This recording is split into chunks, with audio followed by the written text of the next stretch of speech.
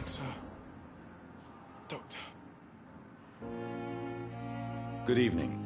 I'm Dr. Reed. Can I help at all? No. Really? Why are you here, then? I don't want to talk. My throat hurts too much. I suppose that this pain is the reason you're here. Is someone taking care of you? Yes. And no. Could you at least tell me your name, sir? Mortimer. Mortimer Goswick.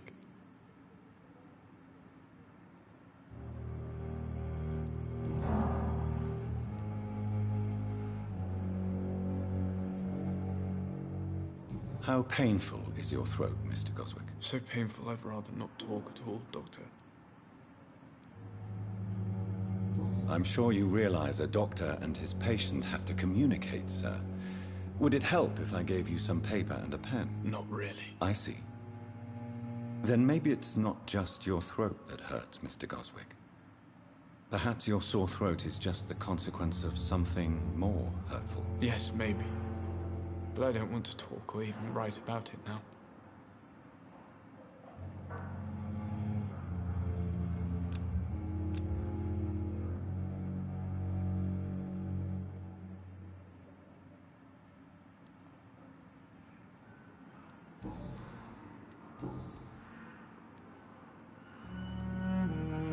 Tell me about yourself, Mr. Goswick. I don't want to talk, Doctor.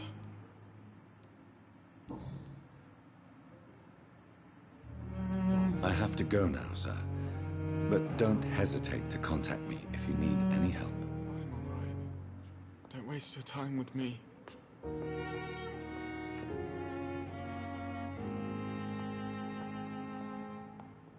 Good evening, Doctor. How is my son doing?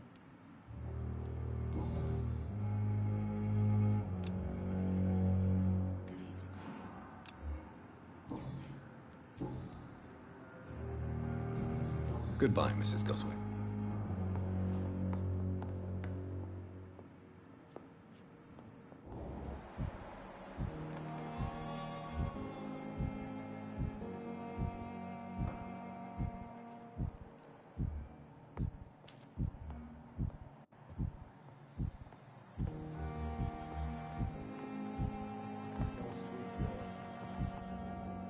Good evening, Doctor. I believe we're going to be working together. Dr. Reed. Dr. Swansea informed us of your arrival, but I could not dare to believe we'd have such good fortune. Such an honor, sir. Thank you. And you are? I am Thoreau Strickland, Dr. Thoreau Strickland. I'm a great admirer of your work, Dr. Reed.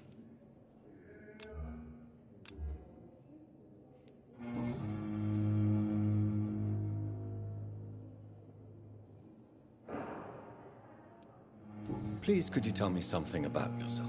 I'm a great admirer of your work concerning blood transfusion, Dr. Reed. I run my own experiments. I'm convinced it's the future.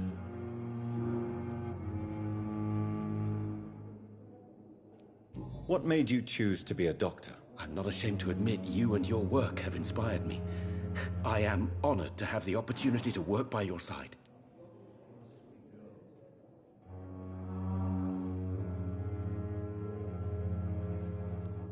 It's always a pleasure to share scientific and medical knowledge with someone eager to learn. I'll be glad to help you if I can.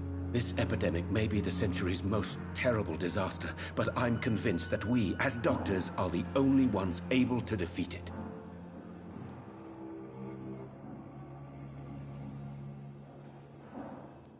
I based my technique on my mentor's research.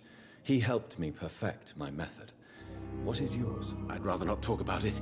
For now, it's just theories and first approach. My process is purely experimental and unsuccessful. As long as you're cautious and methodical.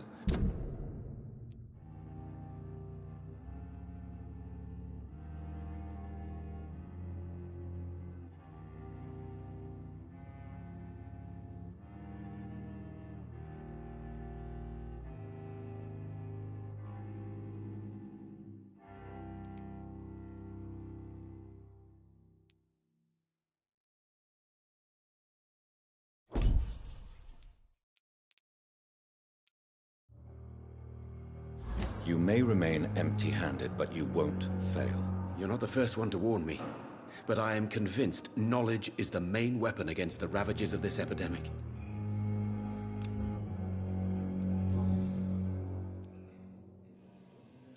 What can you tell me about the Pembroke? Well, it has always been an honor to work with Dr. Swansea. But with your arrival, I can't think of a better opportunity to learn about blood transfusion. You seem quite optimistic. It's a rare and precious attitude in these difficult times. I'm convinced that this epidemic is a test of endurance and dedication for us men of science. Questions remain about our capacity to resolve the situation. True, true. Last summer, during the first wave of the epidemic, I used to joke with Milton about the extra work. We're not smiling now.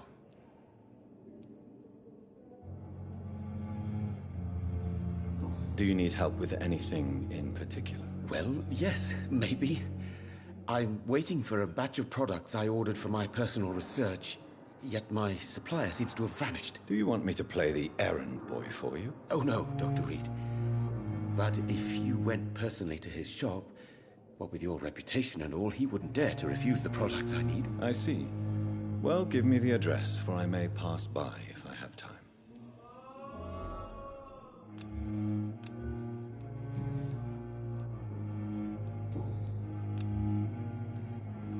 Goodbye, Dr. Strickland.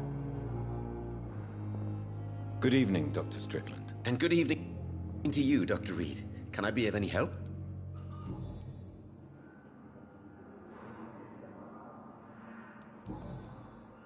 Goodbye, Dr. Strickland. You always knew the words to calm me,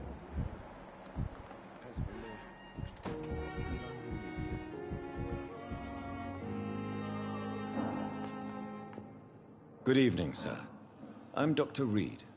May I help you? I don't know if a third opinion is needed. Your colleagues are already arguing about my condition. I see. Would you mind telling me more about your situation? I'm Harvey Fiddick. All I want is to get me bloody arm fixed properly.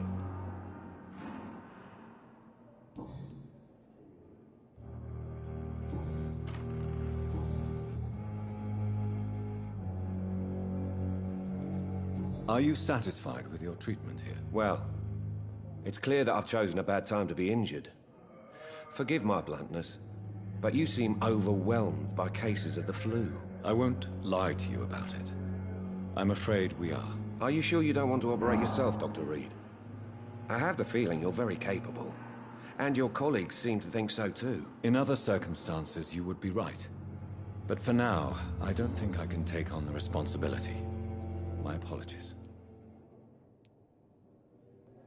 Tell me about yourself, Mr. Fiddick. I'm just a regular guy waiting to get his arm fixed, so I can return to work and to my family. I was more curious about what you were doing before being hospitalized. I'm a carpenter, and a good one too. But that means I need both arms to feed my family, Dr. Reed.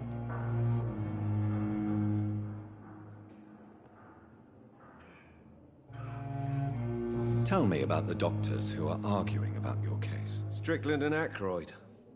They both want the best for me, but there's a lot of pride there. Doctors are no different from carpenters, it seems. What do you mean? I often had professional arguments with rivals on a building site. Difference is, I disagreed about wooden nails, not flesh and bones.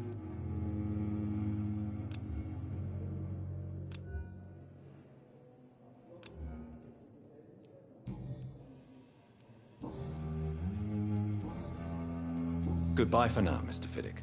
I'll see you later. Sweet girl. Reads me like a book. I'll never...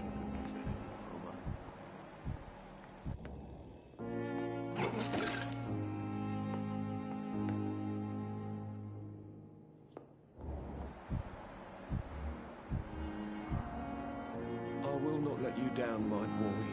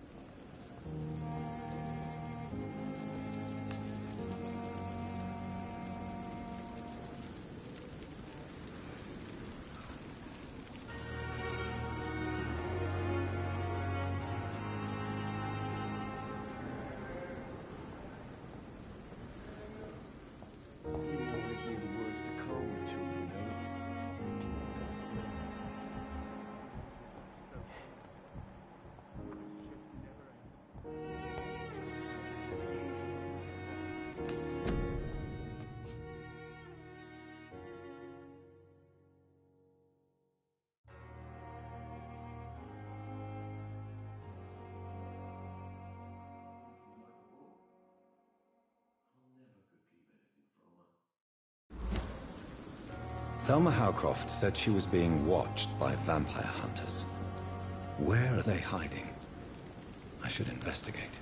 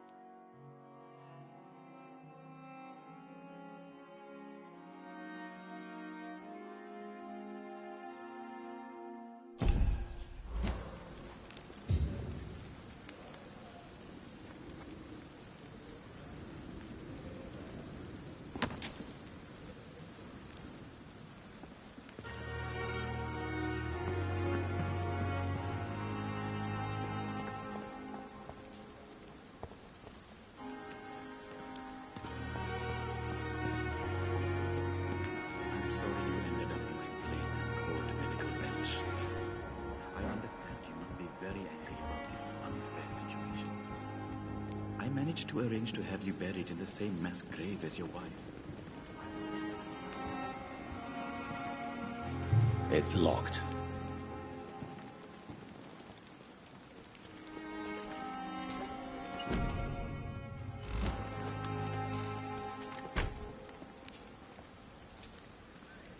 Good evening. I'm Dr. Reed. Always a pleasure to meet a colleague, sir. Especially when he was supposedly dead. A colleague? Are you a doctor too? Not anymore, sir. I used to be Dr. Rakesh Chadana. Now, I'm just Mr. Chadana, pawnbroker and humble guardian of this morgue. What do you mean, you used to be a doctor? Was your license revoked? No, sir. It is just that I like to be precise. I run a little pawn shop while taking care of the dead. But I used to be a real doctor.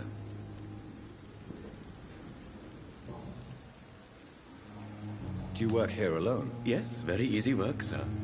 All I have to do is watch a few bodies. The situation was very different when the main morgue was still open.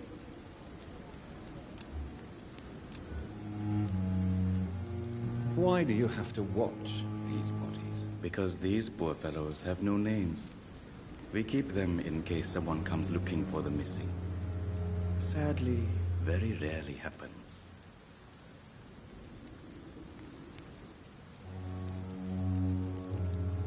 Why close the hospital's main morgue? It was for sanitary reasons after the beginning of the epidemic. Cadavers had to be moved to the nearest mass grave.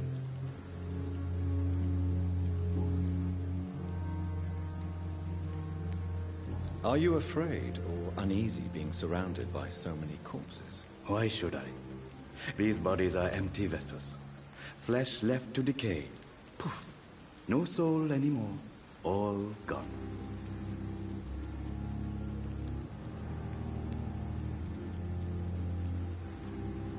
An interesting point of view. And quite an exotic one, too. Most people fear, or at least have respect, for dead flesh. Sir, as a medic during the war, I learned to face my death and the death of others. It's the pain we have to tame, not death itself.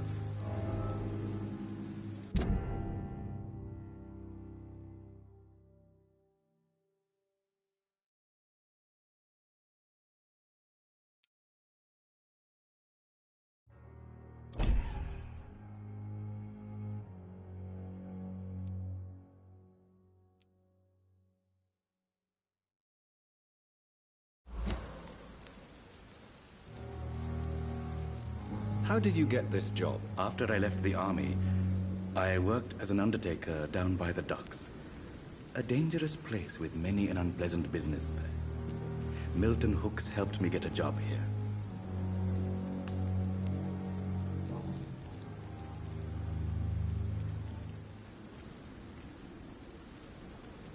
Have we met before? I don't think so, sir. Why? When we first talked, you said you were glad to meet me since I was reported dead. Funny story, sir. Your sister came here a few nights ago. You were missing, and she was looking for your body. She must be very relieved now.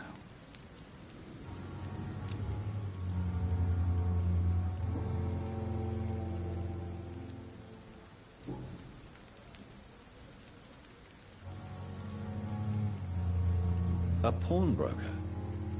I expect you get all types of people here. Yes, sir. All kind of people. For I sell all kind of goods.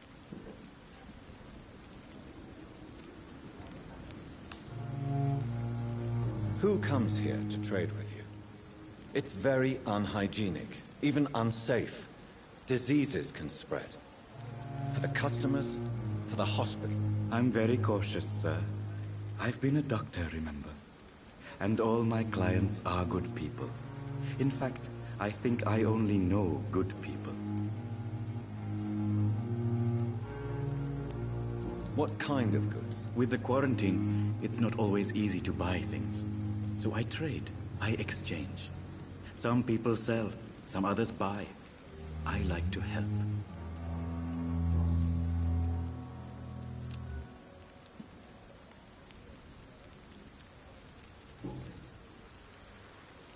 Please show me what you have to sell. Of course. It's just trinkets and curios, really. But I'm sure they can be useful.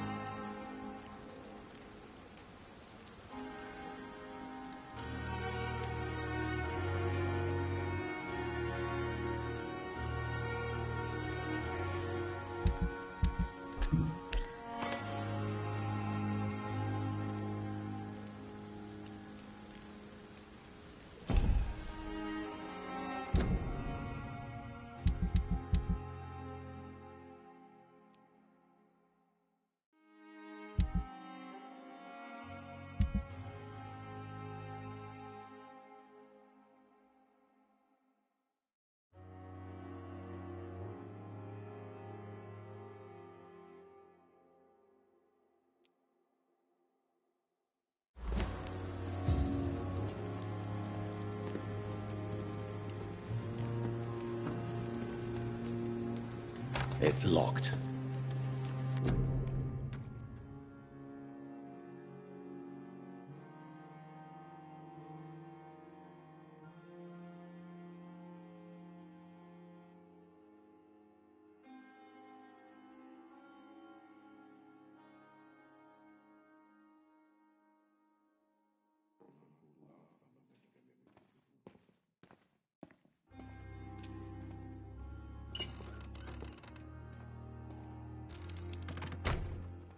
I'm sorry you ended up on my plain and cold medical bench, sir. I understand you must be very angry about this unfair situation. I managed to arrange to have you buried in the same mass grave as your wife. I cannot enter.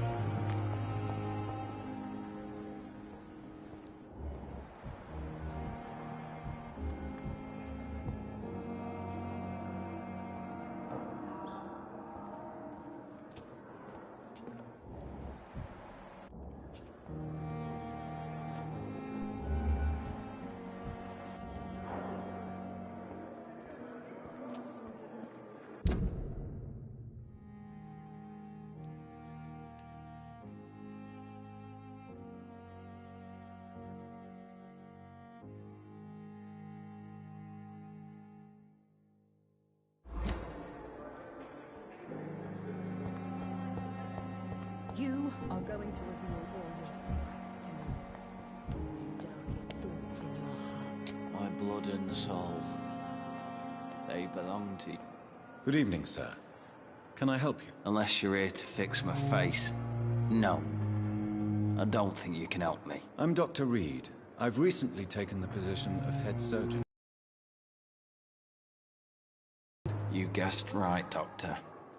German shell took my pretty little mug right off. But they still call me Thomas Elwood.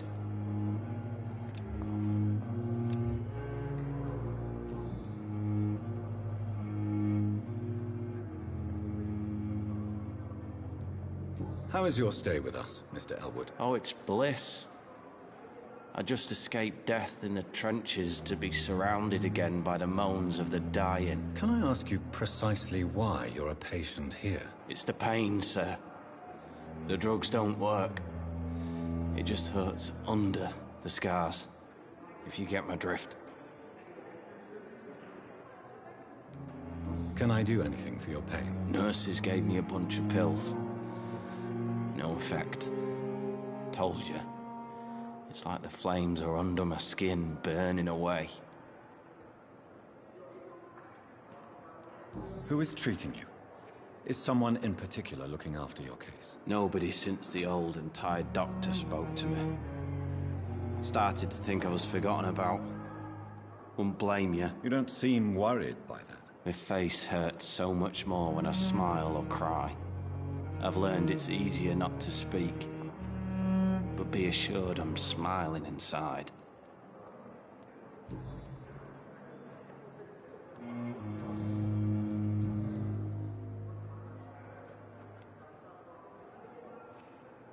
Where were you stationed, sir? Did you serve for long? I really don't want to talk about all this shit. No offense. I was pushing too much. I served in France myself. I just wanted to know what happened to you. You were an officer, weren't you? Then I doubt we fought the same war, sir.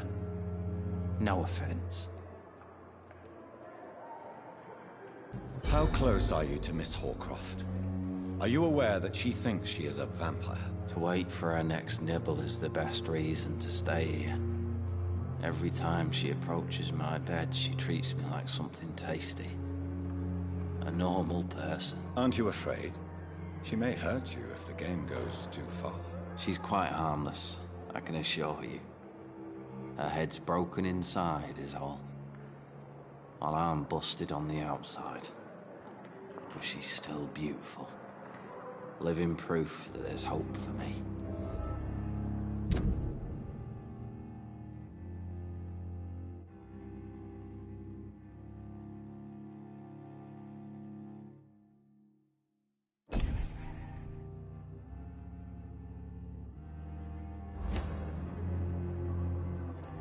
You do realize she's mentally disturbed. It's called the Cotard syndrome. She truly believes she's a vampire. In her madness, she never refers to my scars. And frankly, if I could, I'd join her world. It seems much more fun than the real one. So do you let her bite you? You know that's not sanitary. And why not? She's only supping a few drops of my blood. And the pain, it's real for once. She could decide to bite less willing patients. Then it's another good reason for me to stay here, Doctor.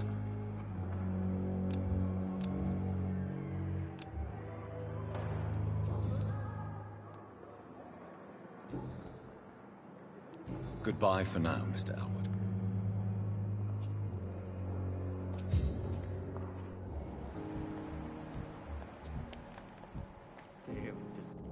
On every street corner. The daily route. Good evening, Mr. Hampton. How do you feel? Dr. Reed, is it? Oh, Sora, I must apologize for my behavior. What do you mean? I was not myself in the factory. Fear and exhaustion made me say awful things to you, I'm afraid. You remained perfectly nice and polite. A little delirious, perhaps. But who wouldn't be after enduring an abduction? Thank you, Doctor. That's a relief. Now all I need to do is rest and return to my flock.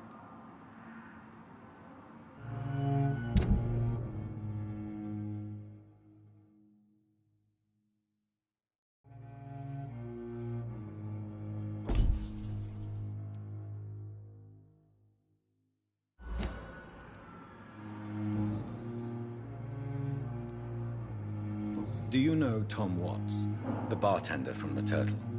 I met him before I found you in the canning factory. Tom? Yes, of course. Always the helping hand, good old Tom. Without men like him, corruption and despair would have wiped out the East End long ago. People are still in despair. How could it be otherwise? The authorities have left us all to rot in this contagious nightmare. No drugs, no advice, nothing. It's a damn shame.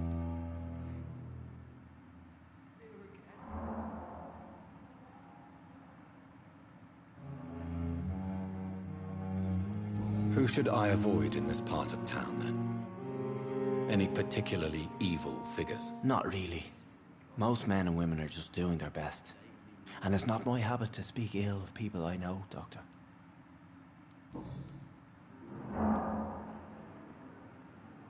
How did you end up in William Bishop's den? I had received alarming news about his recent behavior. I went to his place and he refused to let me go.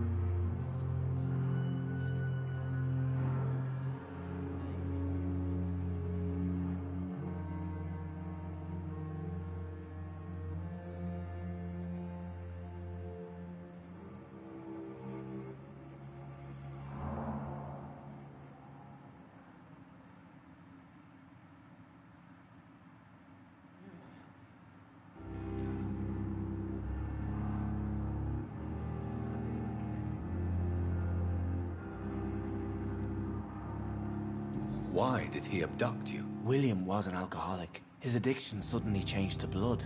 I don't know why. Just like a patient I met here. This Miss Hawcroft.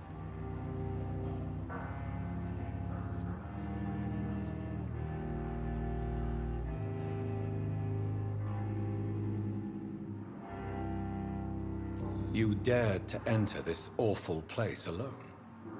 You're a hero, Mr. Hampton. Or a fool. I'm just a man trying to help his friends, Dr. Reed. William Bishop was a conflicted soul, searching for light.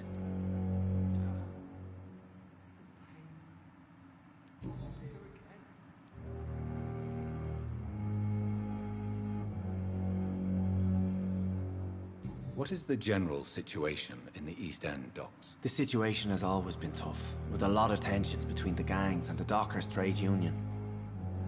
The Wet Boot Boys are very nervous since they lost their leader.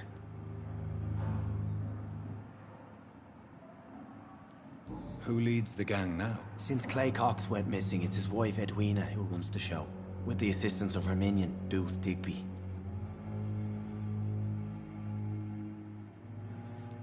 Has the gang been threatening you? Ah, no. I've had this nickname for so long, you know, the sad saint of the East End. No one dares to bug a saint, not even criminals.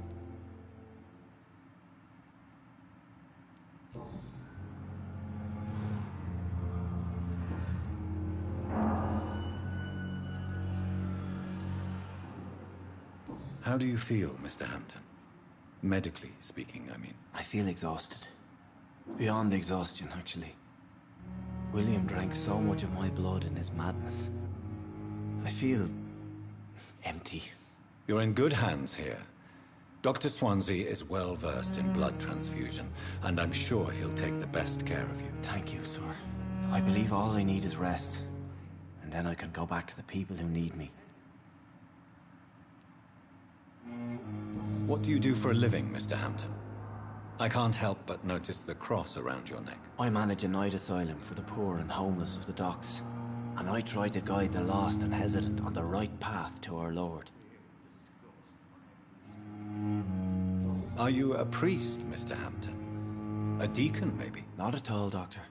I'm just a man of faith willing to preach the good word.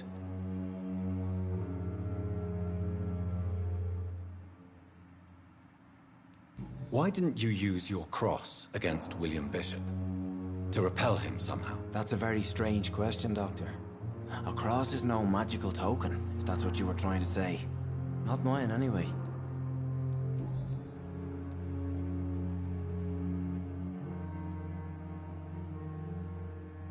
Have you made friends since you arrived? Not really, but I recognize Miss Harriet Jones. I knew her when she lived by the docks. That poor woman had such a miserable life. You never came to see her here at Pembroke? Receiving visits when sick can be an important part of the healing process, you know. We're not just bodies. You're preaching to the converted now, Doctor. To be truly honest, I thought she was dead. She left the docks many months ago. Goodbye, Mr. Hampton. We'll talk again later.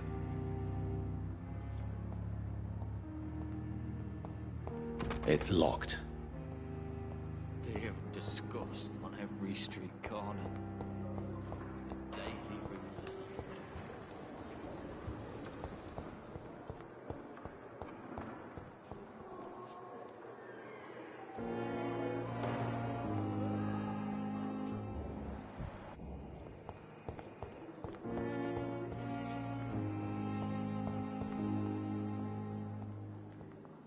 It's locked, all right.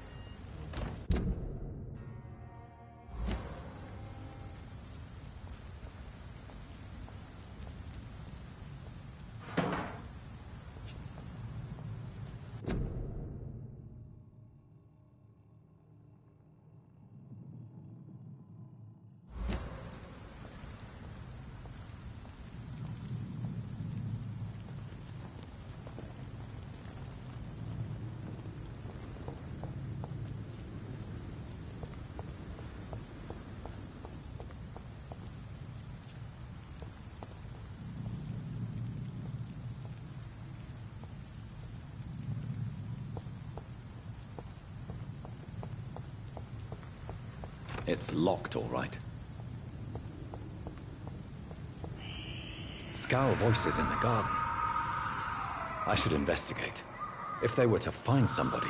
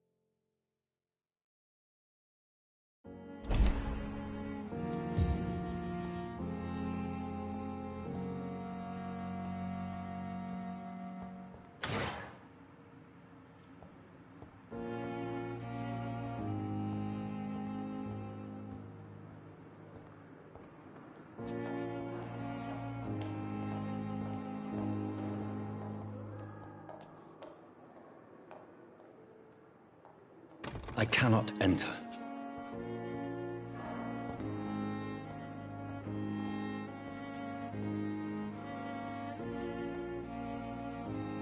It's locked.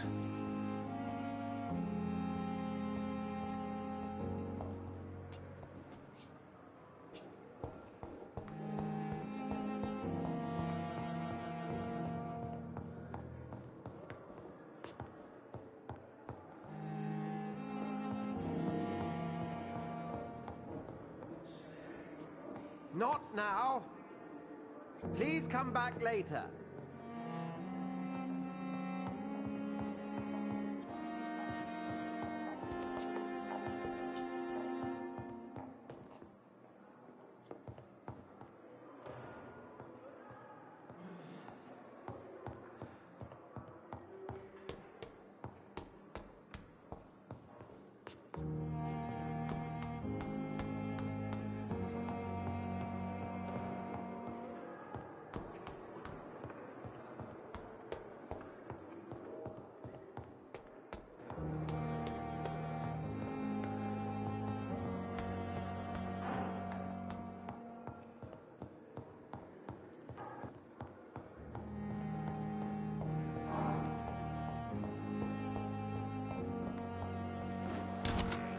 This must be the place.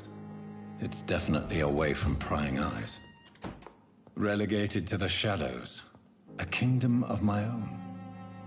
At least I won't be sleeping in a coffin.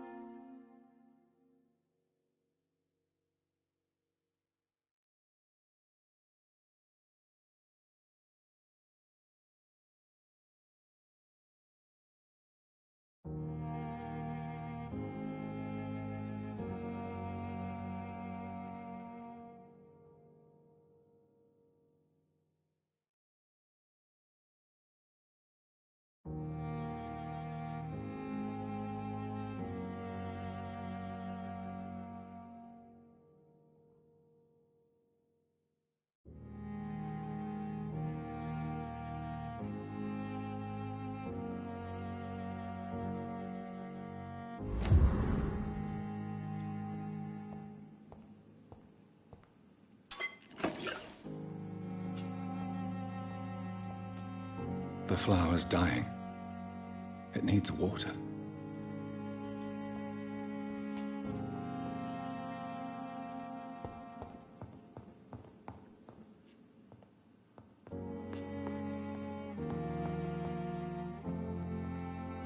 The flower's dying.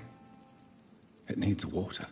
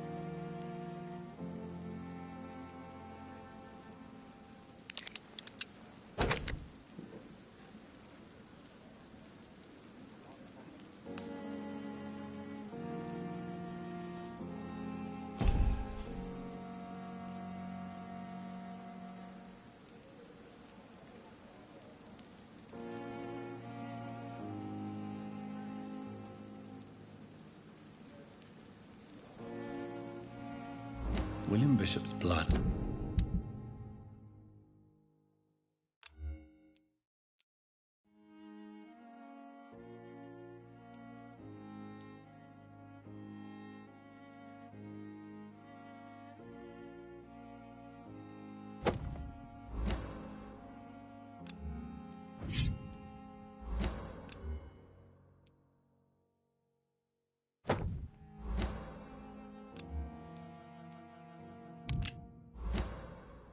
Is much more unstable than human blood and shows extensive mutation. But this is not what happened to me. I must keep on searching.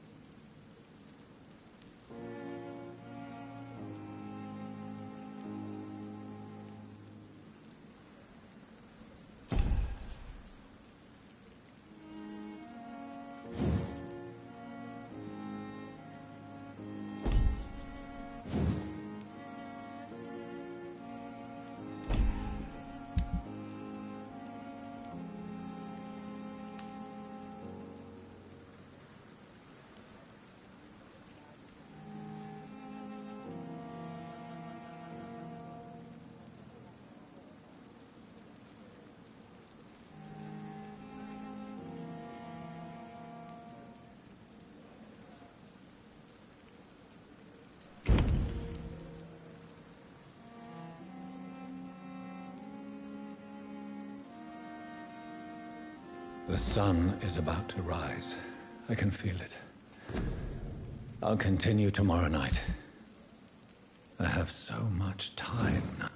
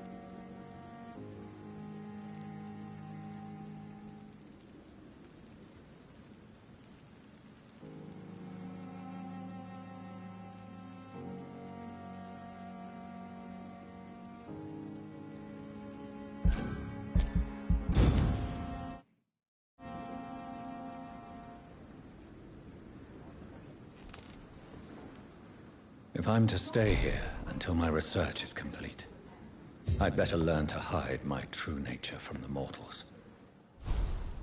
But what about my thirst for blood?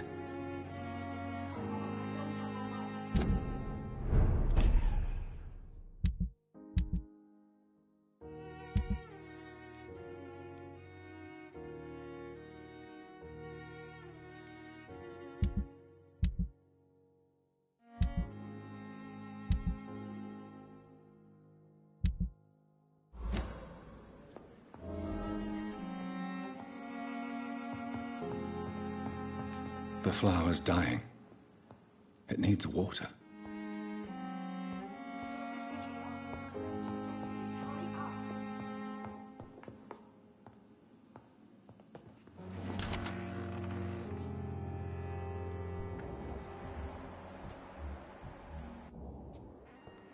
Come on, I don't have all night.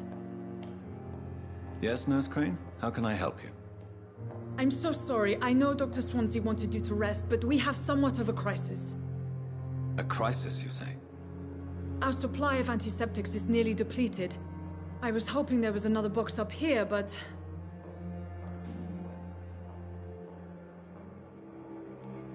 Sorry. There's nothing here. Some of the patients won't last the night without them. Honestly, sir, I'm beside myself. I may have a solution. In France, during the war, drugs shortage was a daily problem, and we had to use our wits to overcome the shortages. However do you mean? If combined correctly, certain household chemical products can be used in a pinch instead. Now, where's the hospital storeroom? The storeroom? Fat chance. This is the Pembroke, and space is luxury we don't have. Everything used to be stored in the old morgue. Perhaps I should look there first. Where is this morgue? It's the large building behind the hospital. You'll need to go in the back door because it's been sealed off for sanitary reasons. Take this key. It opens a small back entrance at the end of a narrow street. The abandoned morgue behind the hospital. A small door at the end of a narrow street. On my way then. Thank you, nurse.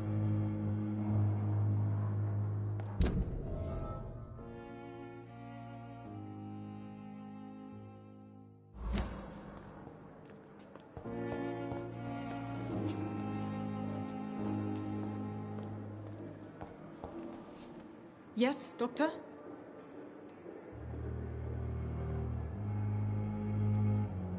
Why then do you always work the nights? Don't you ever sleep? At the Pembroke, we're always hands on deck.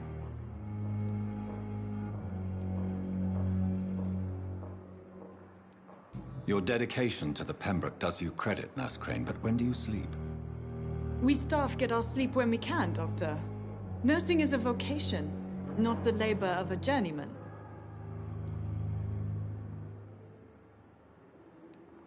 Lack of sleep and the medical profession always ends in disaster. I've witnessed many a colleague succumb to stimulants to fight exhaustion. Drugs were as deadly as bullets in the trenches. London's trenches start here at Pembroke Hospital. We are on the front line, make no mistake.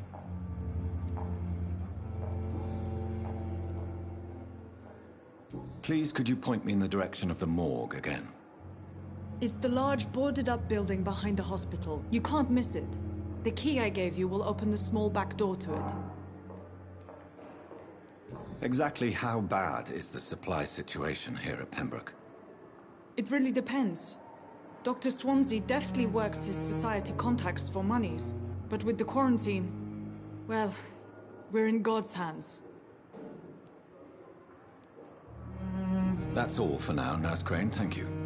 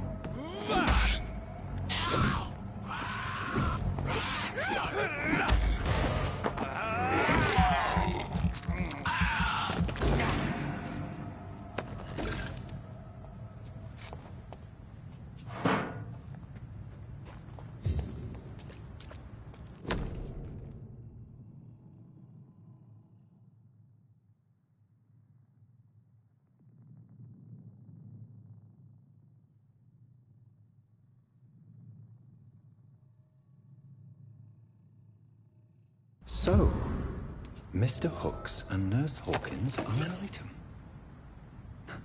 Those two have hidden their affections well.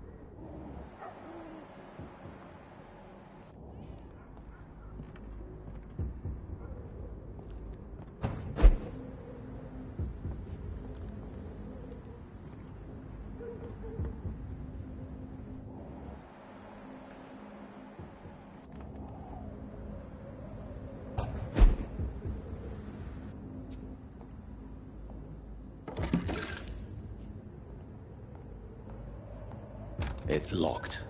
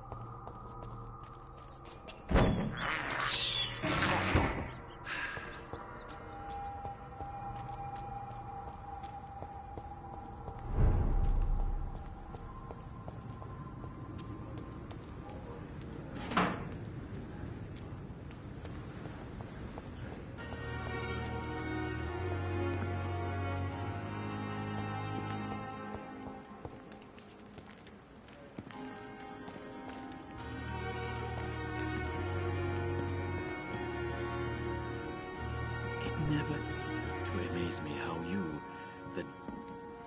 Good evening, Dr. Reed. Such a pleasure to see you again.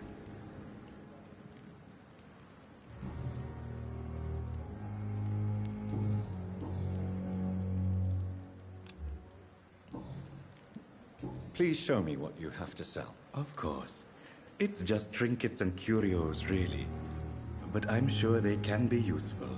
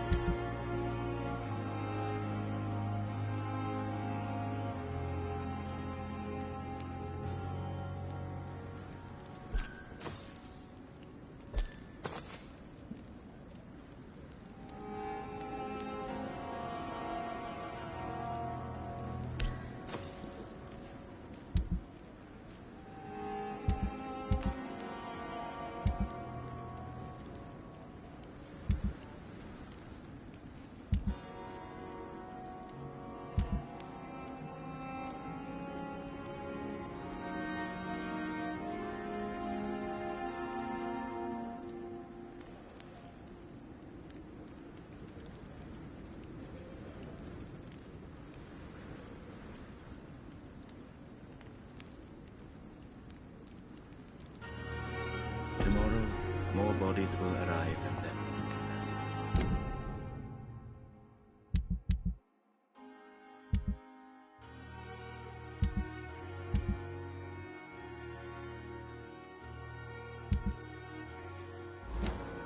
I'm managing a train.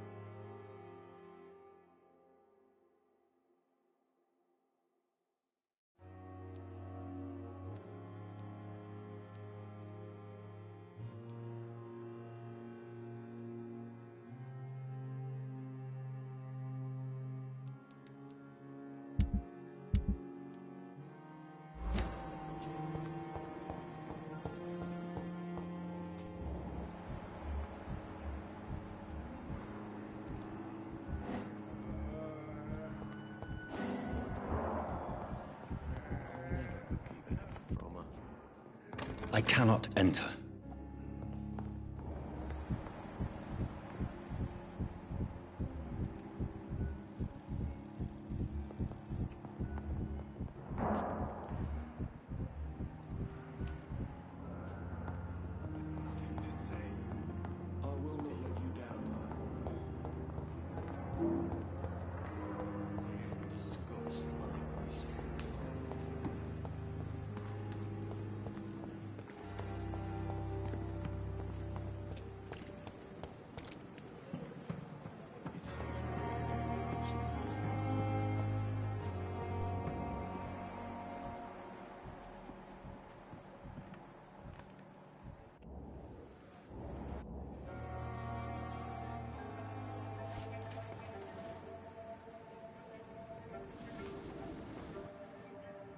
How can I be sure I'll not find your unconscious body in the house again? I promise you, you'll not find my unconscious body. For God's sake, how can you say such a thing? How can you refuse to listen? I tried to warn you for so long. No, I won't let my only son die. You promised me you'll stay alive. Your son lied to you, like the whole world lies to us.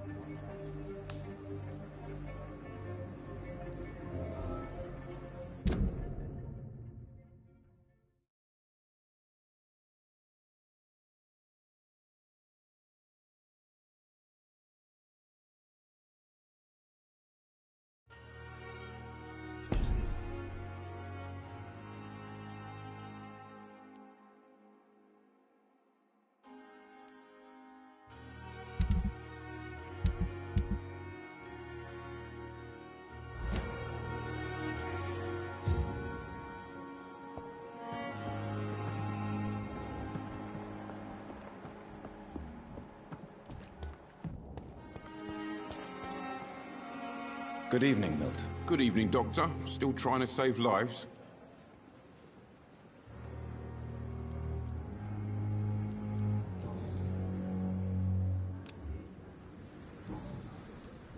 I have some good news, Milton. What? The epidemic's over? I retrieved your wallet, with all the money, and a certain picture. Well, yeah, Pippa Hawkins is my girl. So what? Is it the difference of skin color that bothers you? Not at all, Milton. Good.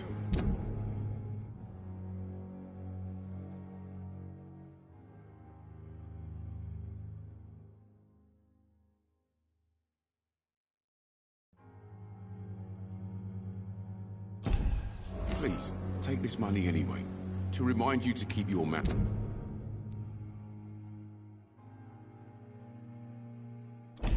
Shut up. Not everybody is as broad-minded as you, Dr. Reed. I'd like to see your goods. Wise choice, Dr. Reed. A reliable gun is what everybody needs these days.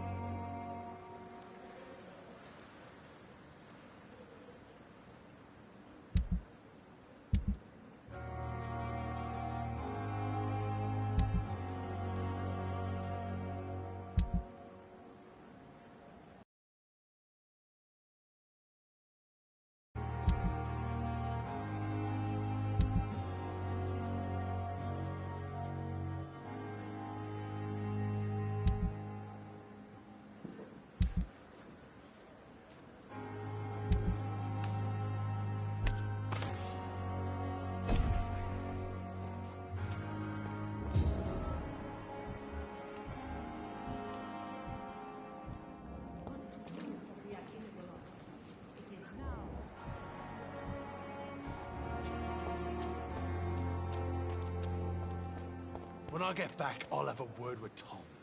He's really pissed me off this time. Good evening, Mr. Cox. Dr. Reed. Still working at night, I see. I like that. And why is that? People who don't sleep at night always seem more alive to me. More interesting, one way or another.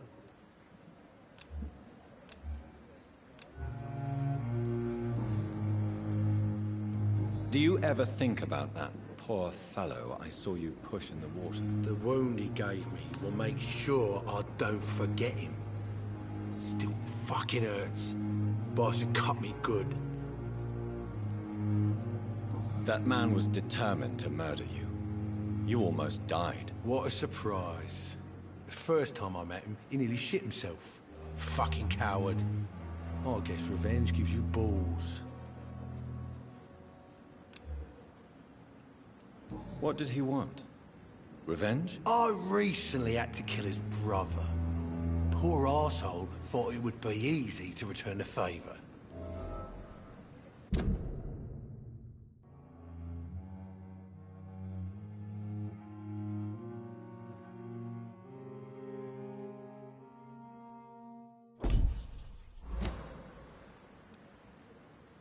You're a monster, Mr. Cox. An ungrateful and disgusting man. I'm the toughest bastard you'll ever meet, Dr. Reed. And I don't give a fuck what you think of me.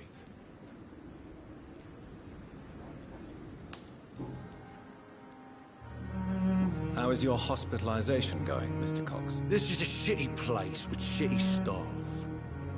As long as I'm treated all right, I'll be fine.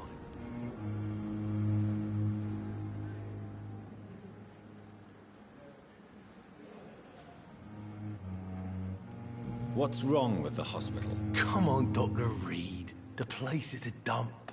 Smelly, sad, and dirty. But you're alive thanks to the efforts and dedication of the staff here, aren't you? What are you expecting, a medal? I thought that saving lives was just part of the job. Must be an unsatisfactory profession at this time, I'm sure. How is your hospitalization going, Mr. Cox? This is a shitty place with shitty staff. As long as I'm treated all right, I'll be fine. What's wrong with the Pembroke staff? That bastard you sent to bring me here, Milton. I thought he was going to break all my bones before I reached my bed. I see. Any other smart comments? The nurses aren't too ugly. Especially that foxy one, Nurse Crane. Pretty brunette, tough attitude, all like that.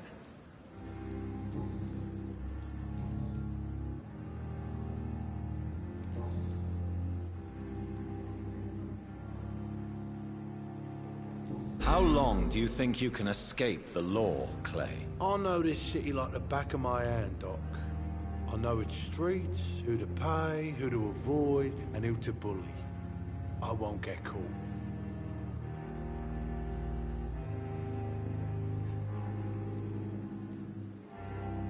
We can't escape the consequences of our actions. The past catches up with us in the end. I ain't afraid of death. I don't hide who I am. I live my life honestly, which is more than I could say for most folks. And who are you, then? I'm the leader of the Wet Boot Boys. One day, I'll leave this shitty place and punch in the face all who thought I would not come back.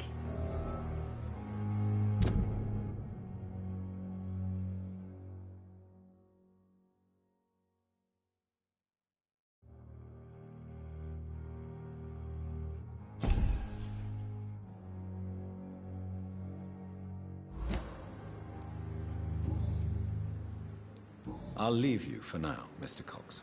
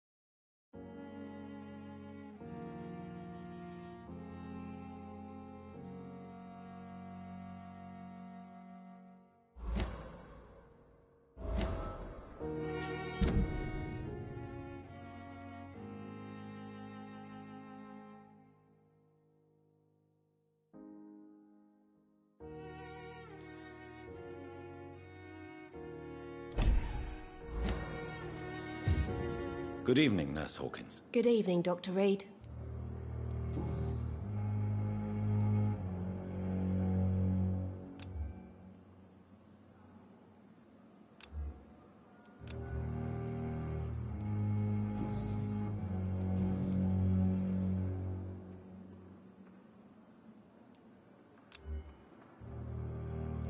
Pepper, are you sure you want to leave this hospital? To become a nurse was a little girl's dream. But in the end, I don't feel that useful. I want more. I want to make things change.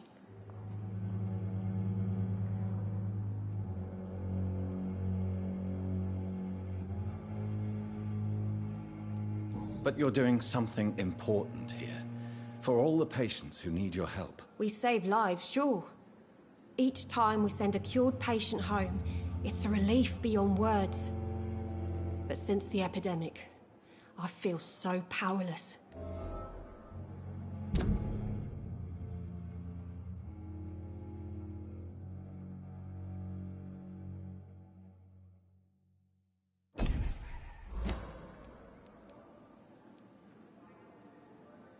What steps are you prepared to take to feel more useful? I don't know yet. My sister believes that the real fight is in the streets nowadays. Maybe she's right. Maybe this is what I must do.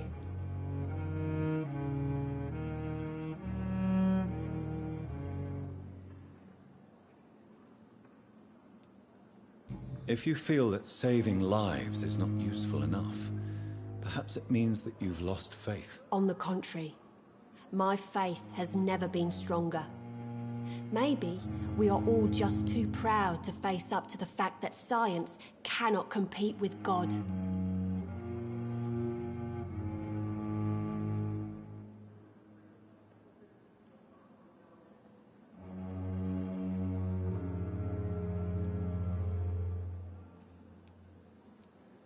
And what about Milton Hooks? Does he share your point of view? For Milton, any change means more comfort and more peace. I disagree.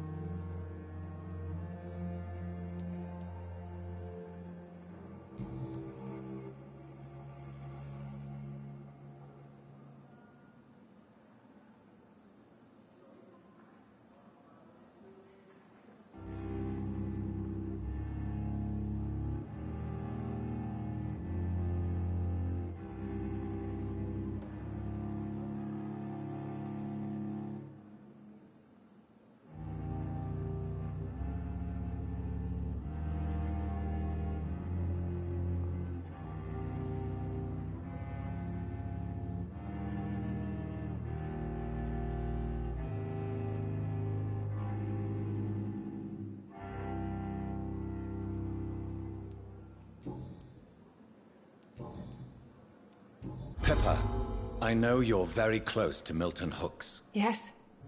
Milton Hooks is my man. If you want to report me for that, just feel free, Doctor. I have no intention of reporting you, Nurse Hawkins. But are you aware of the risks? The rules say I won't be allowed to work as a nurse anymore. But here at the Pembroke, we break rules all the time. Is he worth the risk? Hey, I'm no perfect woman, and Milton is not the finest bloke. But we do our best to get by. That's all any of us can hope for nowadays.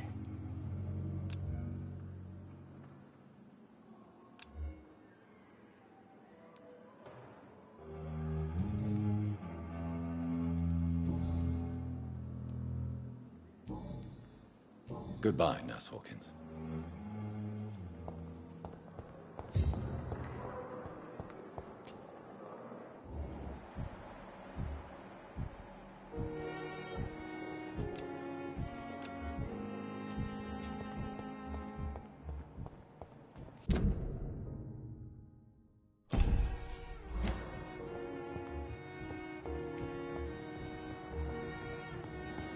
My sweet girl.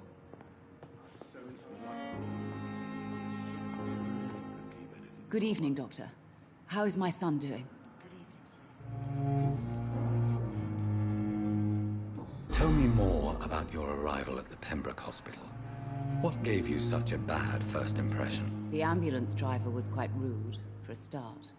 And that nurse, Miss Hawkins, seems to have quite a dubious attitude. What do you mean? She managed to secure a bed for my son despite the epidemic.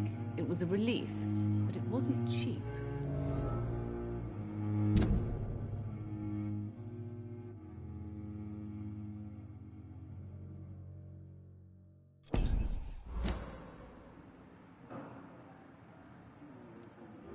She charged you for a bed? Yes, and I paid without question, considering the urgency of the situation. I share your concern, Mrs. Goswick. Be sure that I'll talk to the people involved. I don't expect compensation, Dr. Reed. But I'm aware such behavior would not be tolerated in other hospitals.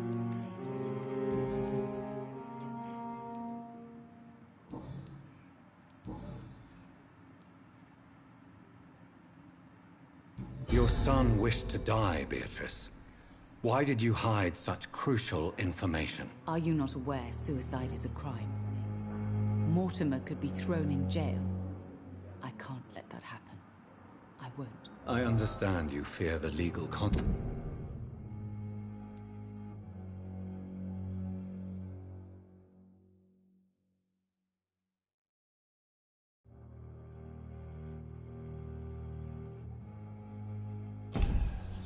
Mrs. Goswick.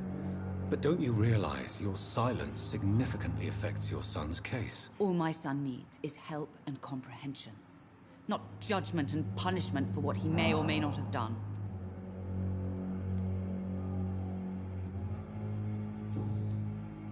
Goodbye, Mrs. Goswick.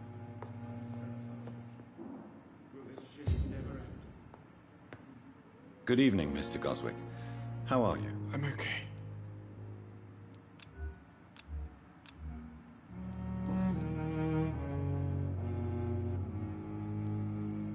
Why did your mother have you hospitalized here? She seems convinced this is a bad hospital. My mother just wants the best for me. She won't rest while I'm here. She'd go all the way to hell and back to help me.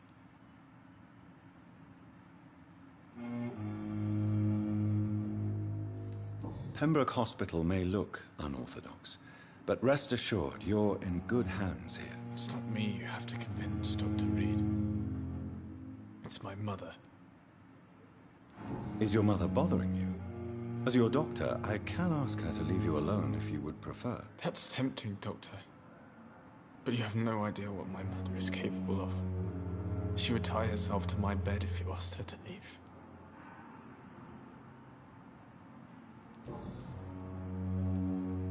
How painful is your throat, Mr. Goswick? So painful I'd rather not talk at all, Doctor. I'll let you get some rest, then. Good evening, sir. Doctor. Good evening, Mr. Goswick. How are you? I'm okay. Admit it, Mortimer. Your mother had you hospitalized here because you tried to kill yourself. Yes, it's true. All right, then. This is the first time we've really shared information about your case. Shall we call this progress? Call it what you want, Dr. Reed. You can trust me. I won't report you to the authorities. My one and only concern is your health. I guess I should thank you, then. Can I help you in any way, Mr. Goswick? I wrote a letter for my mother. She was supposed to read it after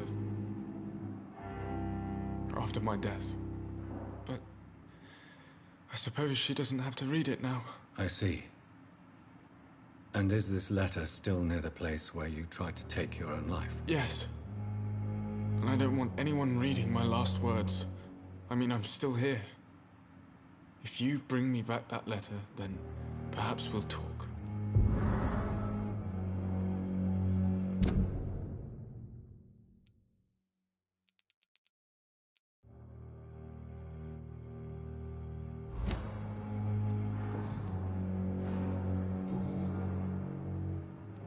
I have to go now, sir. But don't hesitate to contact me if you need any help. Good evening, sir.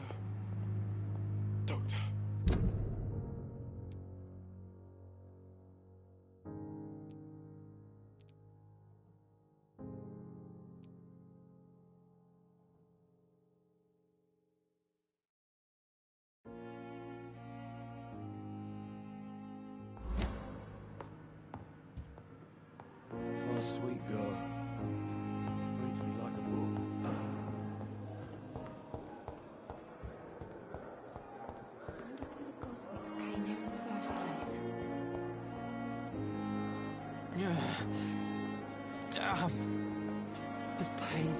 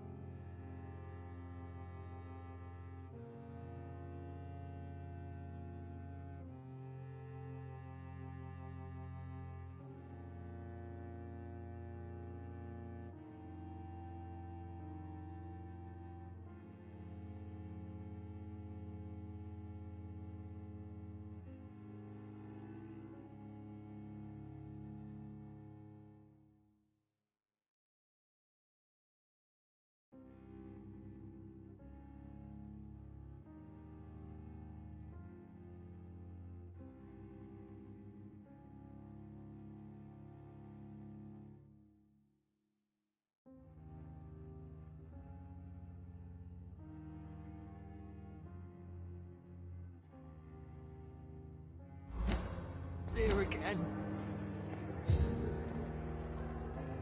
Good evening, Miss Howcroft. How are you tonight? I need blood, Doctor. Warm, rich, vibrant blood.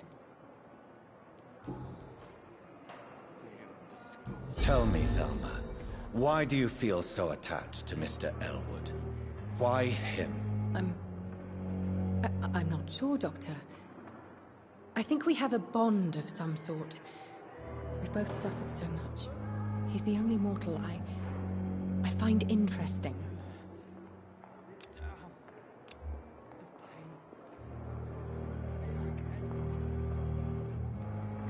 Do you plan to make him a vampire too? Of course not. How could I inflict my curse on anybody else? I'm not that cruel, Doctor.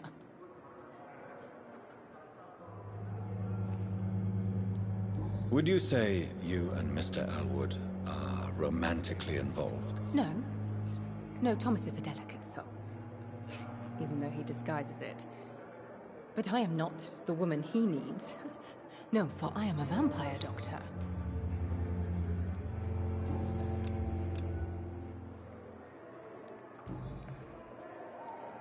I'll leave you, Mistress of the Dark, to your nocturnal activities. What your last thoughts would be, sir? It's here again. Good evening, Mr. Elwood. Evening, Dr. Reed.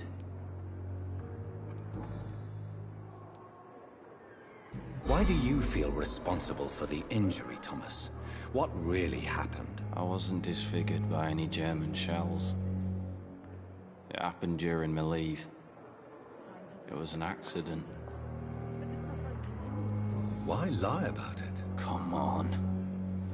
It's one thing to come back disfigured by the Germans, and it's another to get injured in an accident that could have happened to anybody.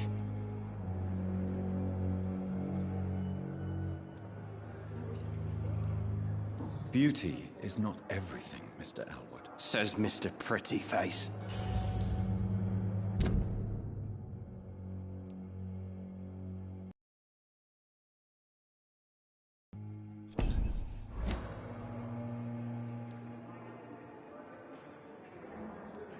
Why lie about it? Come on. It's one thing to come back disfigured by the Germans, and it's another to get injured in an accident that could have happened to anybody. Beauty is not everything, Mr. Elwood. Says Mr. Prettyface. Tell me what really happened then. I went with a whore in Rouen. Dead drunk I was. The hotel was a shithole. There was a fire that night. Did you start the fire? Were you trying to avoid going back to the front? That's not uncommon, you know. No. It's just that I was asleep when the flames reached the room. The girl was long gone. Bitch never woke me up. Left me to burn.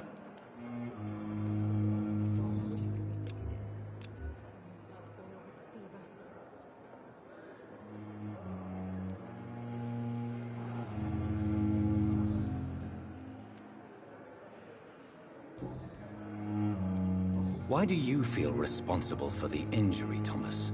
What really happened? I wasn't disfigured by any German shells. It happened during my leave. It was an accident.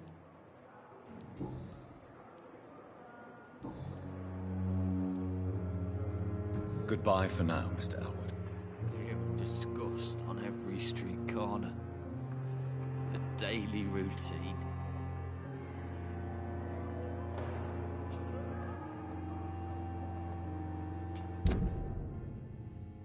I wonder what your last thoughts would be, sir.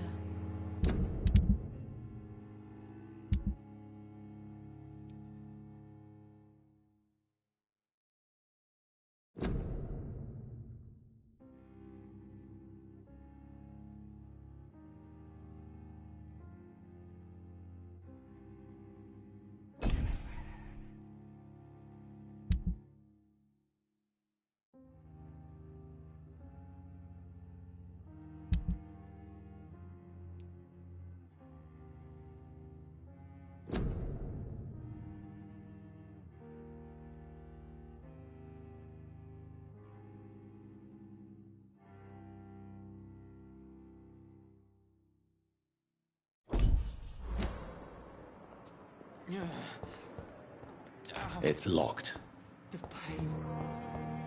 It's here again.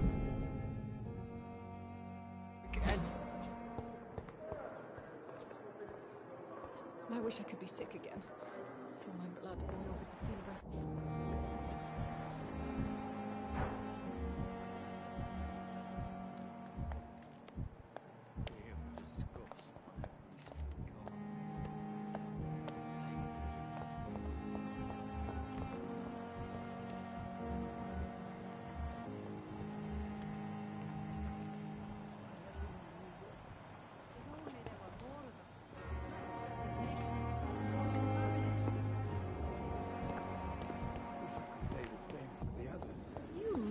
exhausted. You're pushing yourself too hard. Good evening, Nurse Hawkins. Good evening, Dr. Reed.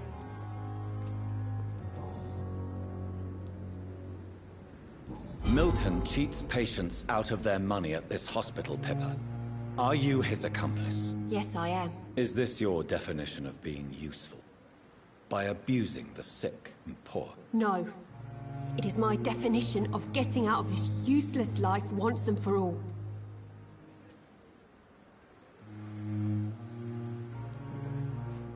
Why do you do it? Why not? Most of the sick who paid for a bed are already dead, or will be soon. Don't you see the futility of all this?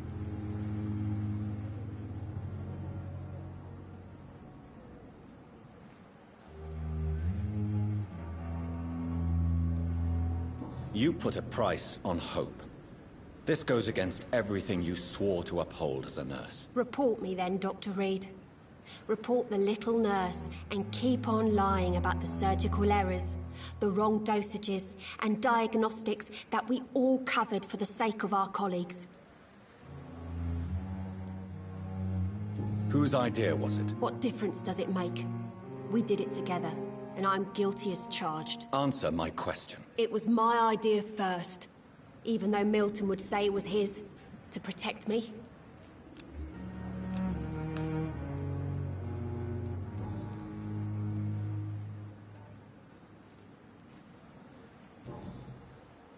Goodbye, Nurse Hawkins.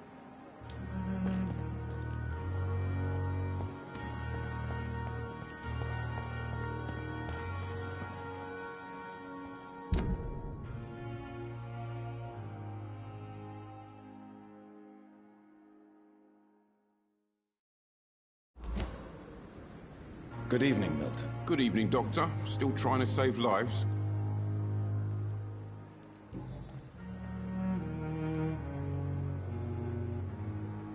Admit it. Nurse Hawkins is more than your lover. She's also your partner in crime. Of course she is.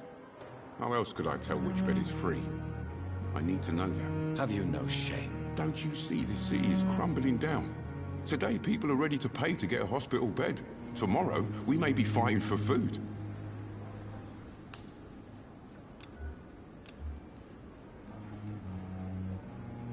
Tell me why you're extorting money from some of the patients here. If a patient wants a bed, he'll have to pay me a little fee. That's all. Where did you get the idea for such an immoral scam? Funny you should ask. The first time it was from a patient who bribed me to get a bed. It's only then I realized I could make a fortune.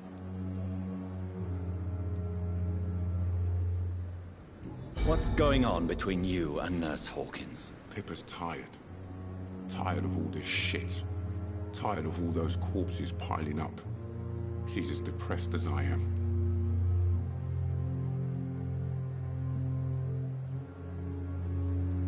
You do realize you could both get fired. Hospital staff are not meant to have intimate relationships with one another. Come on, Dr. Reed.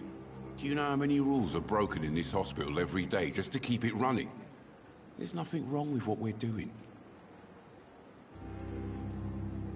During the war, I witnessed a few couples just like you come together in difficult circumstances. It can be very damaging. Maybe you're right. But we support each other, and that's all that matters.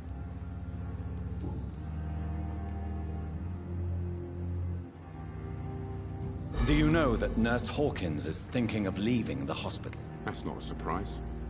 We've talked about it already. Does it not bother you? Sometimes I think she may be right. We should run away while we can. Question is, where can we go? Where is it safe?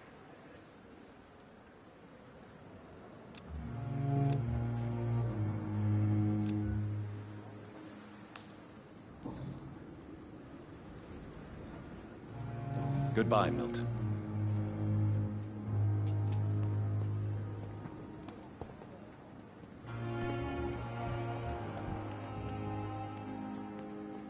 Good evening, Dr. Tibbets. Dr. Reed, any good news to share?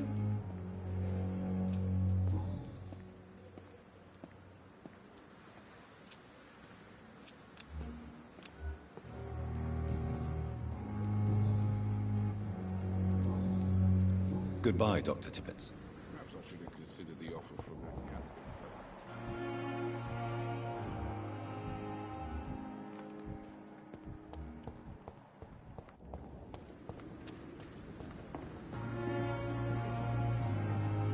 Good evening, Nurse Brannigan. Good evening, Doctor.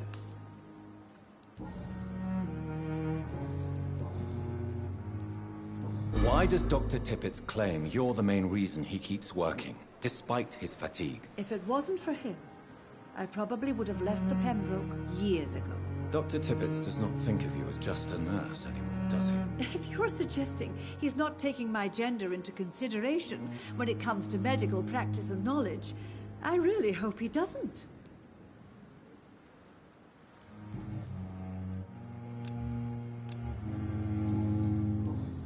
Goodbye, nurse.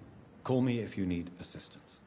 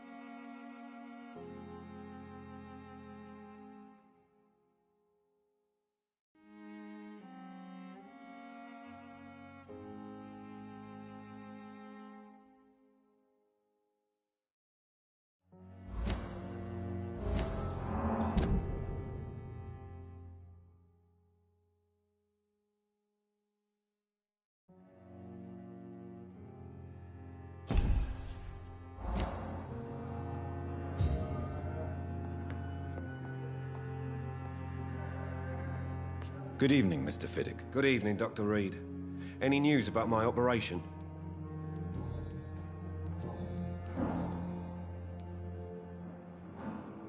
You seem worried about the safety of your family. And it's obviously the reason why your wound troubles you so much. I cannot give up on my children now. They both need me living. What about their mother, if I may ask? She died in 1915 during one of the first Zeppelin raids. We never found her body.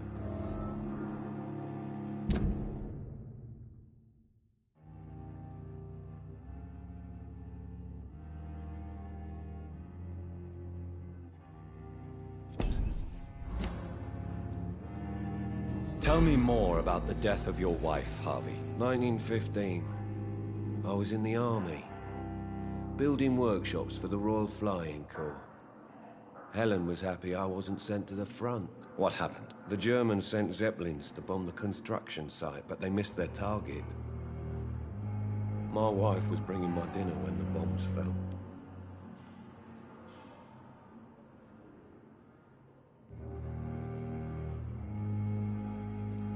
How are your children after losing their mother? They were smaller then.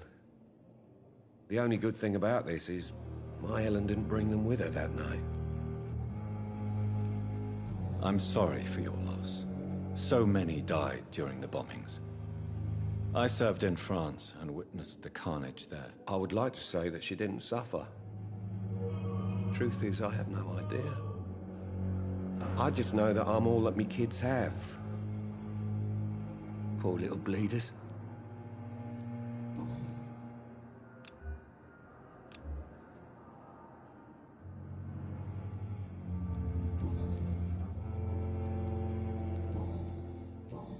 Goodbye for now, Mr. Fiddick. I'll see you later. My sweet girl. Reads me like a book. I never could keep anything from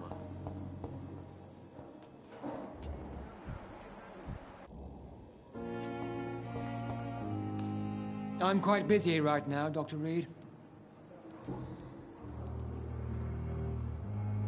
Tell me, Waverly, what do you think of Dr. Strickland's enthusiasm for his experimental research? Strickland is playing with his patients' lives for pride and glory. Now that, sir, is unethical. Are you thinking about something in particular? Harvey Fiddick needs delicate surgery. I believe we should stick to the usual procedure, but my young colleague obviously disagrees.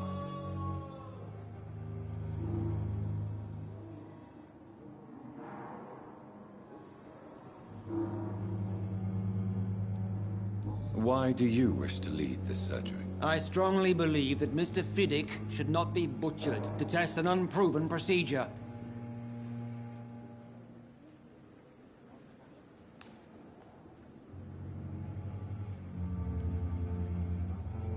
I really hope you're right about this, Dr. Ackroyd.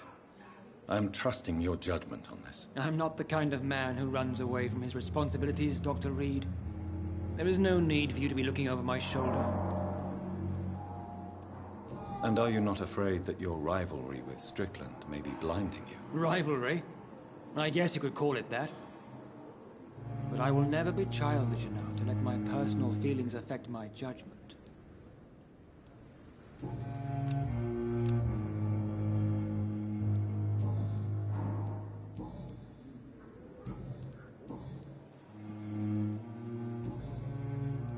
Thank you for your time.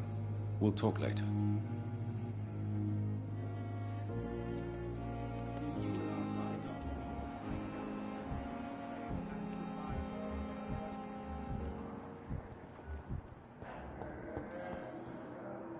Good evening, Dr. Strickland. And good evening to you, Dr. Reed. Can I be of any help?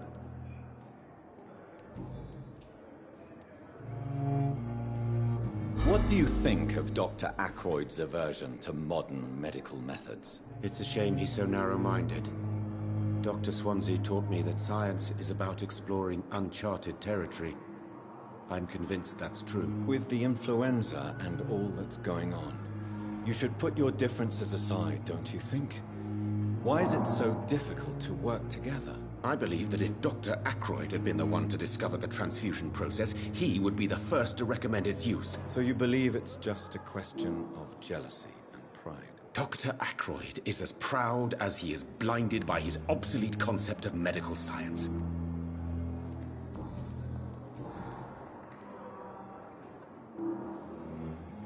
Tell me more about your willingness to experiment with new medical techniques. Harvey Fiddick is a patient suffering from a severe injury that could cripple him if not treated correctly. I'm convinced your blood transfusion technique could help him. What is it you really want? To save him, or to prove your point? Fair question. I want nothing but to save my patient, Dr. Reed. Especially since I know Mr. Fiddick's story.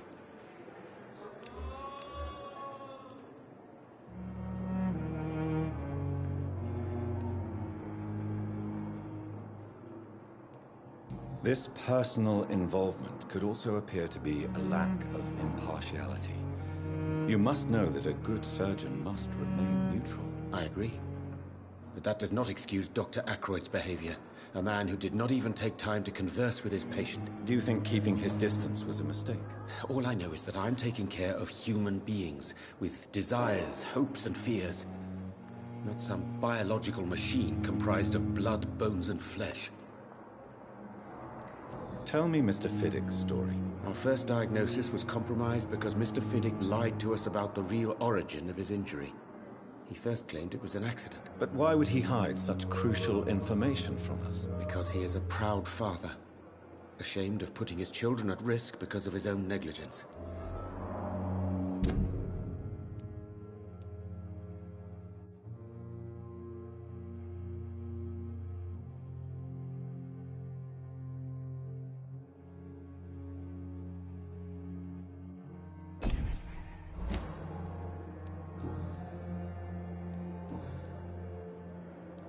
Goodbye, Dr. Strickland.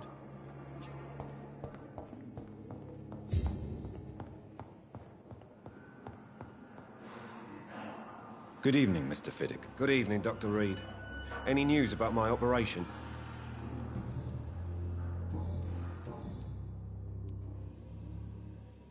Tell me about your injury, Harvey. Why do you feel so guilty about it? My wife died because of me. And now I may lose everything because I've been careless enough to hurt myself. What an arsehole.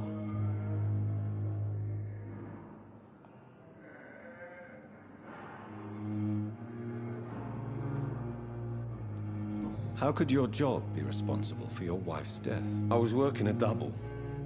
She went out to bring me a hot meal and got caught in a German...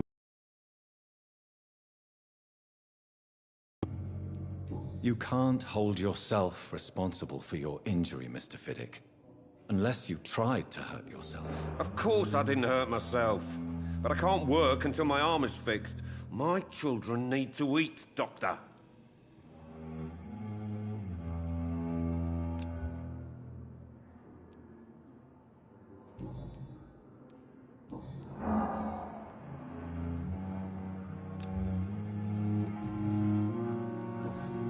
Goodbye for now, Mr. Fiddick. I'll see you later. My sweet girl. Reads me like a book.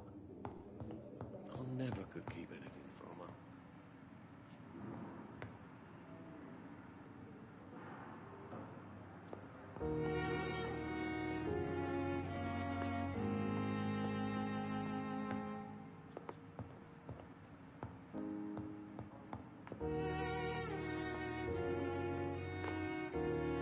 Good evening, sir.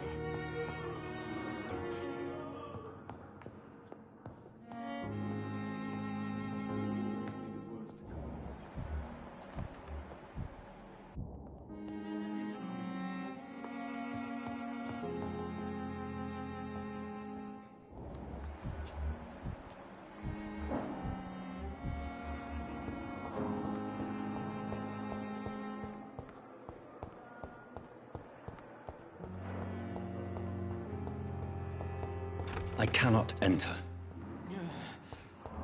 Damn. The pain. It's here again.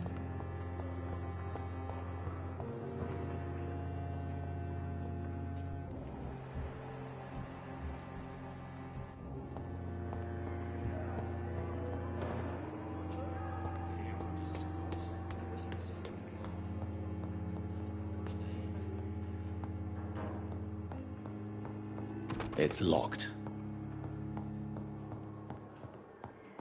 Not now.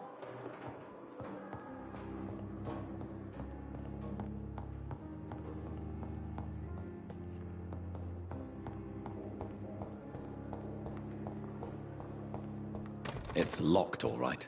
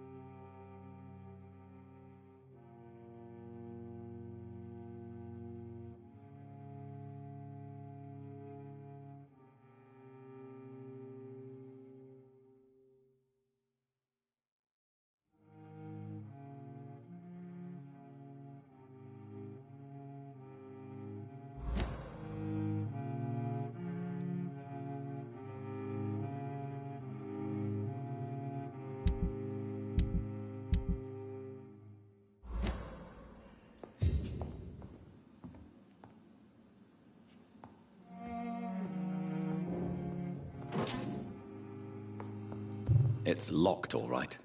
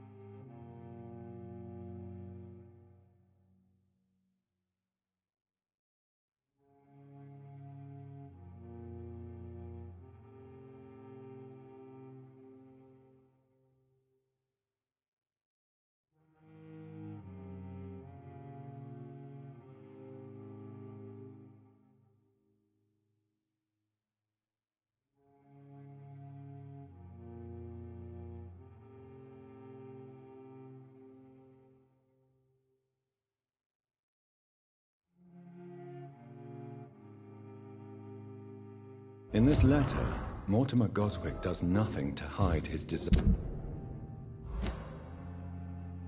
to die. I could give it to his mother, but doing so would betray his trust.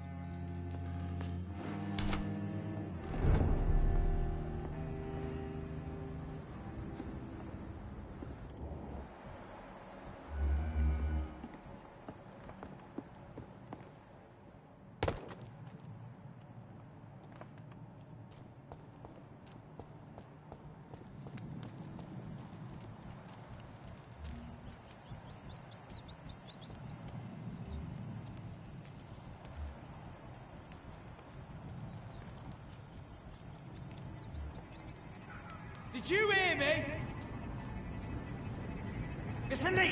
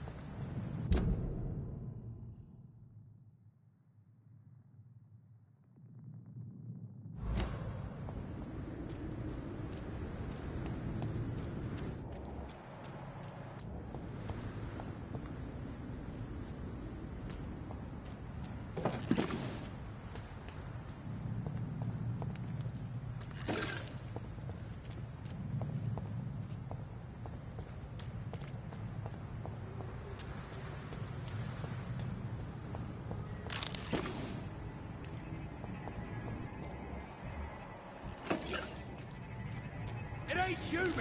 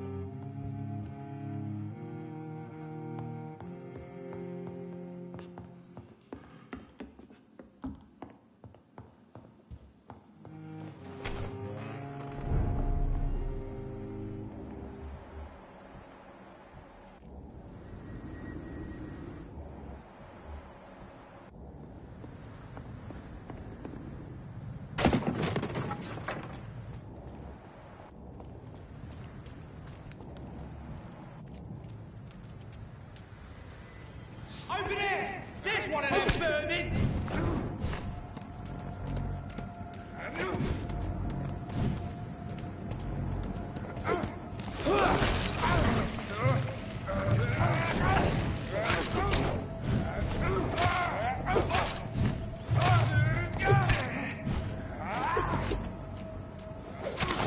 Die, vermin!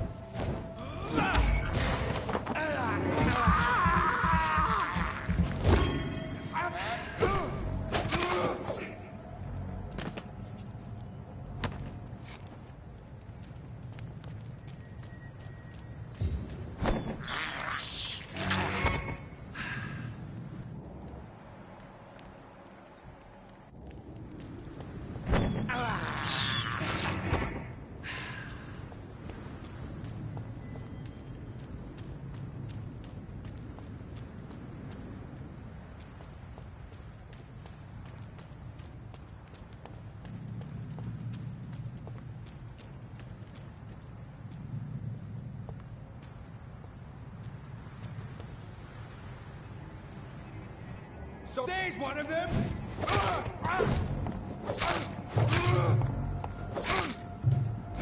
Die, vermin!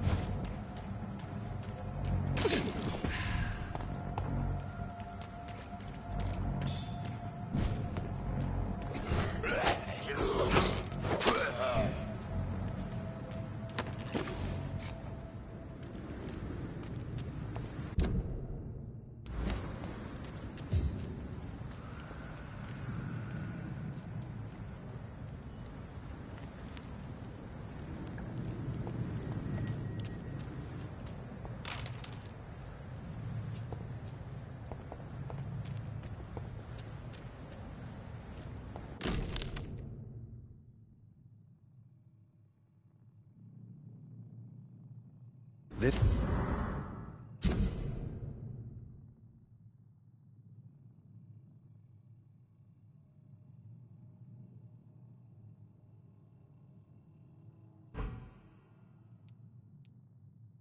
This must be Clay Cox's knife.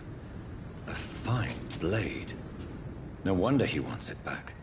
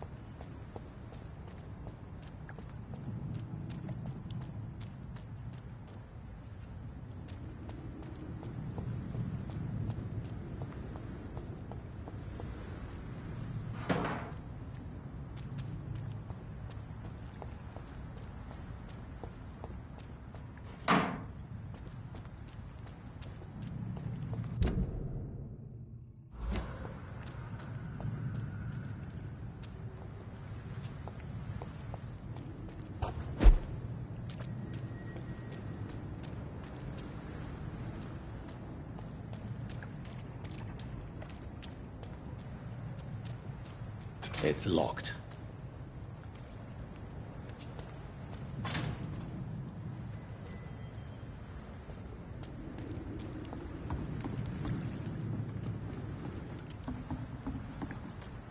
It's locked, all right.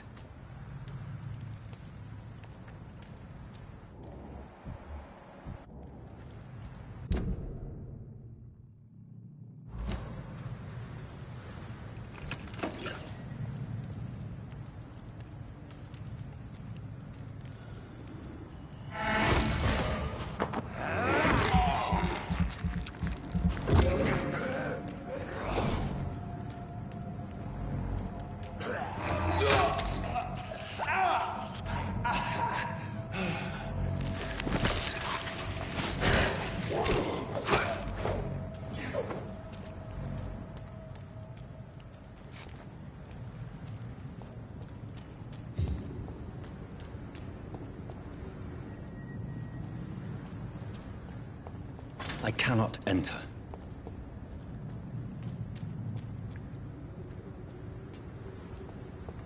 It's locked, all right.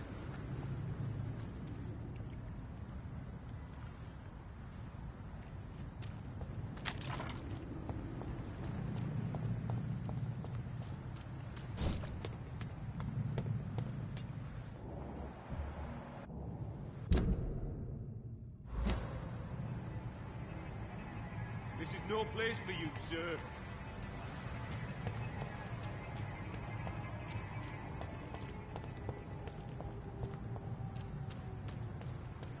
Did you hear me? It's a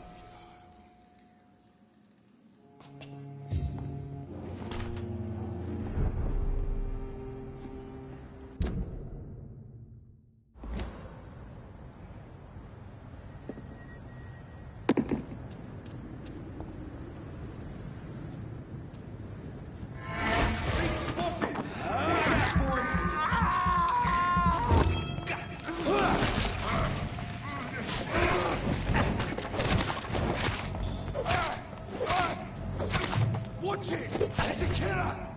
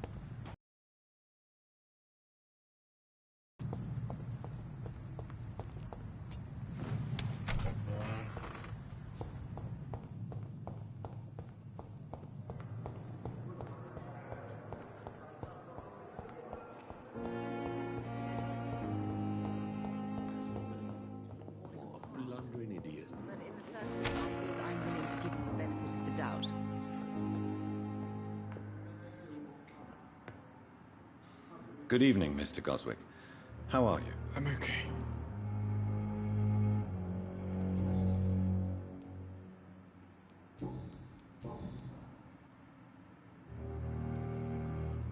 I've read your letter, Mortimer. You wrote about an unbearable feeling of despair while the world crumbles around you. Tell me more about it. There's nothing more to say, really. It's hurtful, it's unbearable, and I don't ask anyone to understand what I feel.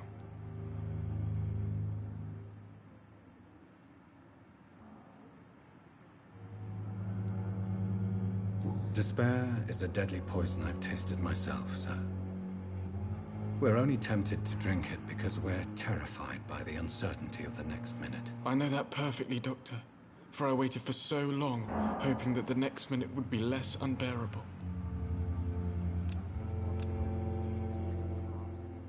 But in the circumstances, I'm willing to give you the benefit of the doubt. I have retrieved your letter, Mr. Goswick.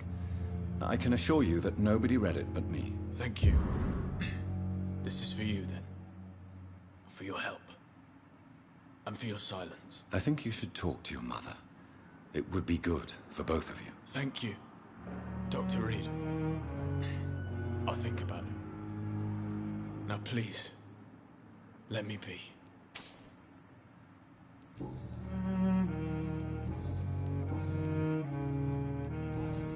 I have to go now, sir. But don't hesitate to contact me if you need any help. Good evening, sir. Good evening, Doctor. How is my son doing?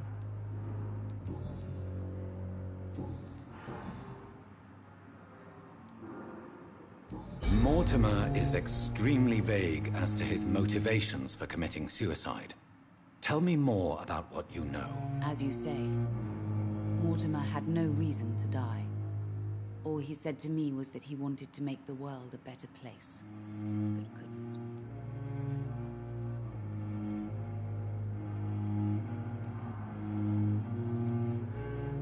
Why did your son feel so useless when facing the world? I think it was more that he could only see the melancholy facets of life.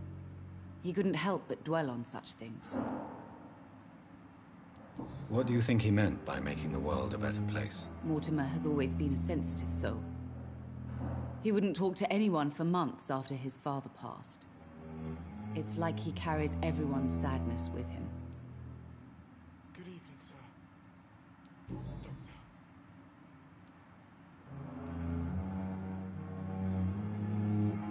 Do you realize your son could try to kill himself again? He might succeed next time. I think about it every minute. But I won't stop fighting for my son's future. That's how much I love him. You're right. Your son's death was not fatal. And unlike many on their own, he is lucky to have you by his side. I can't give up on him. I just can't. I have conceded many times in my life, but giving up on my son is something I am incapable of.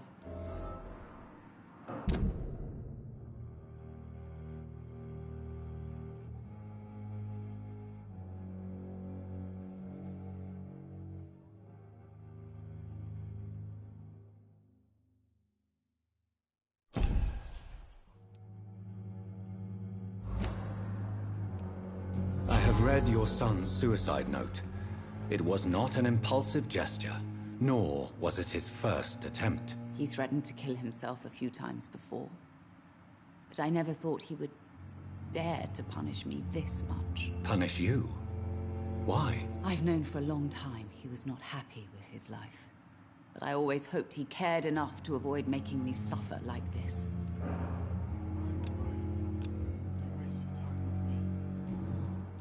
Goodbye, Mrs. Goswick.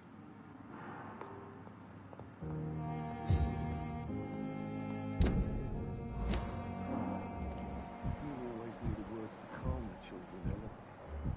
As for me, what a blundering idiot.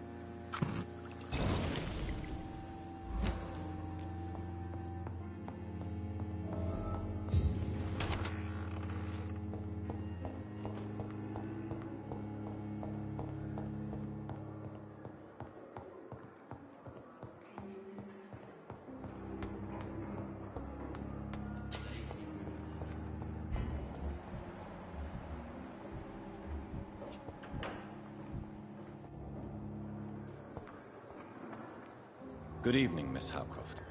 How are you tonight? I need blood, Doctor. Warm, rich, vibrant blood.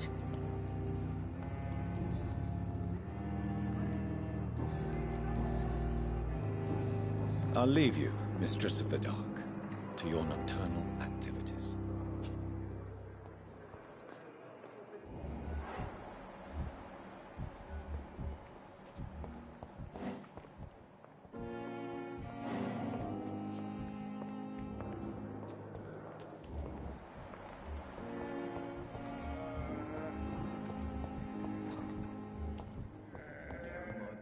Still more coming. How can we be sure we're making a difference? Good evening, sir. Finally, you've returned, Doctor. Did you find anything of value? Yes, nurse. You've worked your first miracle, Doctor. Now, this patient here needs immediate treatment. Duty calls. When the storm has passed, I'll show you how to mix the remedy yourself with the same basic ingredients. Many thanks, Doctor. When you've finished, you ought to report to Dr. Swansea in his office. He's been looking for you. Seemed pressing.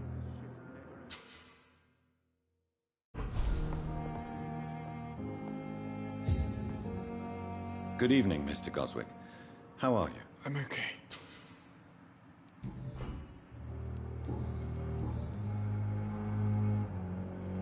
Your mother won't let you down, Mortimer. Don't you share her hope for a better future? No. I don't. Won't you even try? Do you want me to promise you I'll get better? Do you want me to tell her the same thing? I could, but it would not change anything.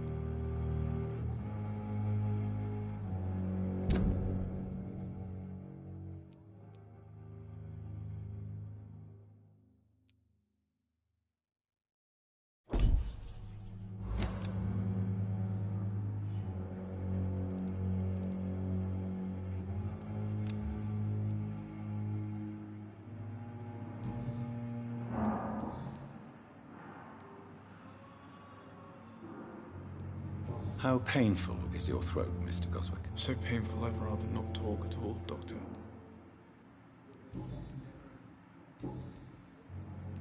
I have to go now, sir. But don't hesitate to contact me if you need any help. I'm all right. Don't waste your time.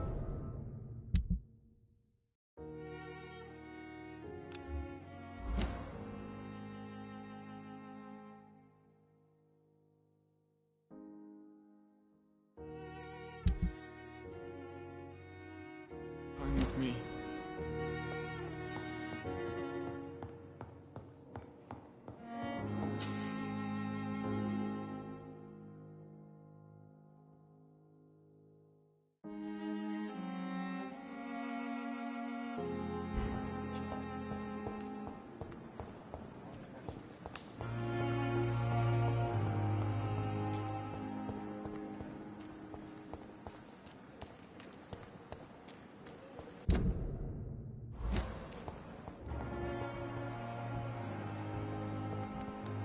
I cannot enter.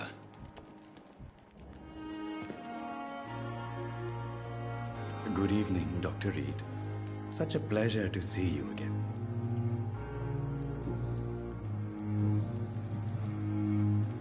Since you're not afraid of dying, do you believe in life after death, Rakesh? No. I believe we must do all the good we can while alive.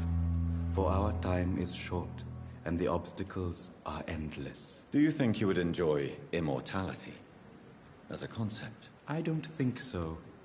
Don't mistake me. I love life, and I'd like to live a long life. But everything has to decay, sir. Even goodwill.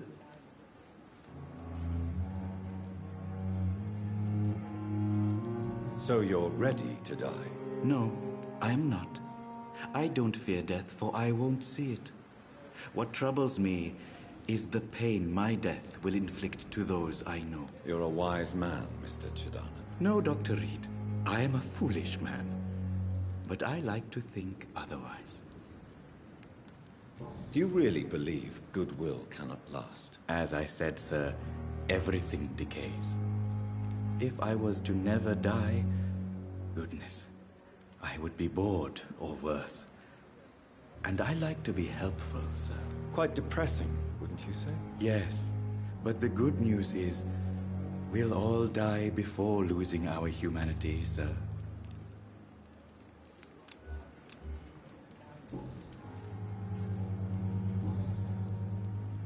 Goodbye, Mr. Chidana.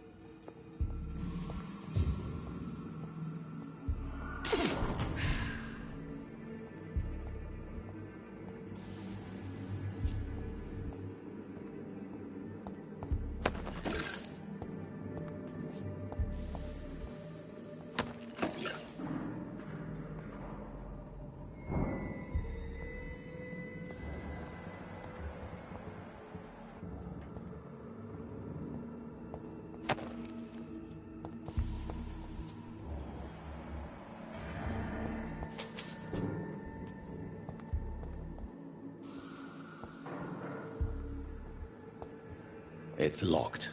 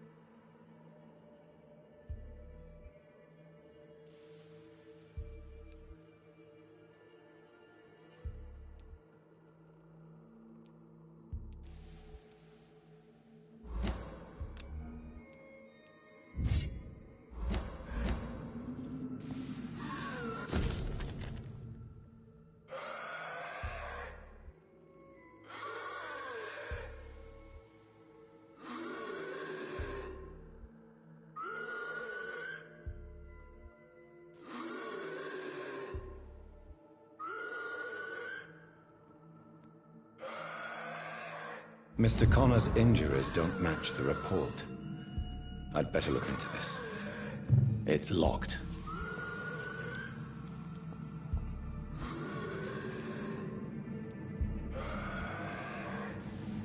The chest was originally opened to perform the operation. The sutures are clean, but the chest has been reopened. Traces of a pinkish foam at the corner of the lips. Some sort of drug overdose, perhaps? Multiple abrasions and scarring on the arms and legs. Old and distinctive injuries of a sailor or a fisherman. A puncture over the left lung, possibly a chest tube insertion. Not the cleanest work, but I think it was successful. Signs of internal bleeding. So, Dr. Tippett's anesthetics were incorrectly dosed, causing the patient's death. And then, he tried to operate on him again. Tippett has made an egregious error. It's time we talked.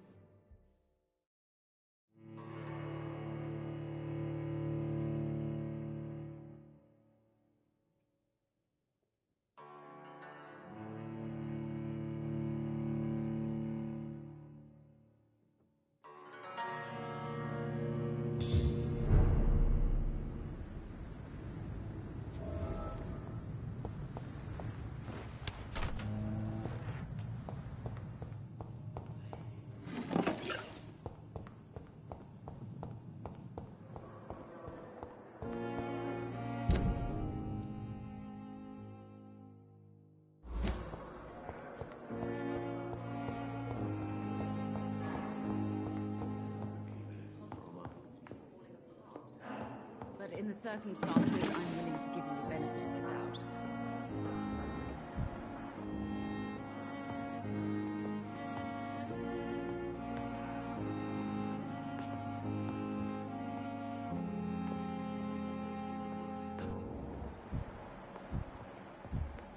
I'm all right. Don't waste your time with me. Good evening, Mr. Goswick. How are you? I'm okay.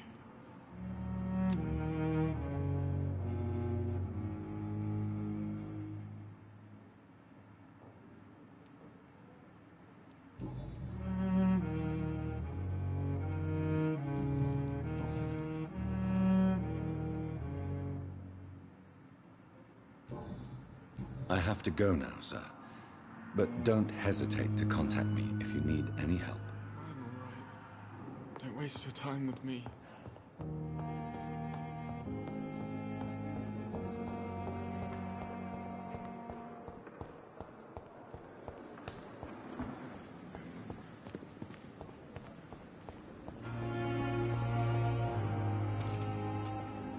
Good evening, Dr. Tippett. Dr. Reed, any good news to share?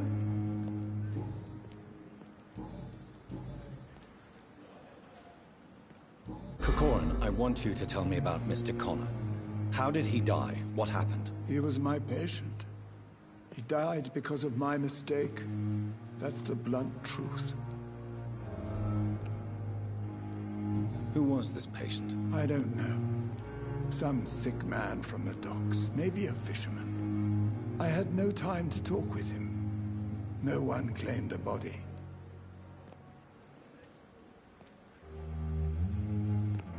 What was the nature of the mistake?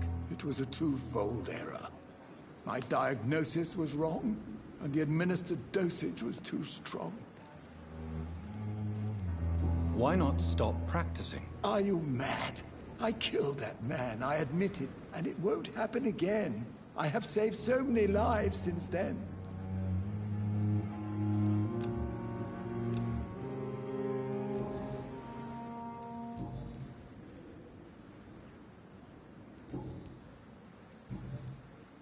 Goodbye, Dr. Tippett.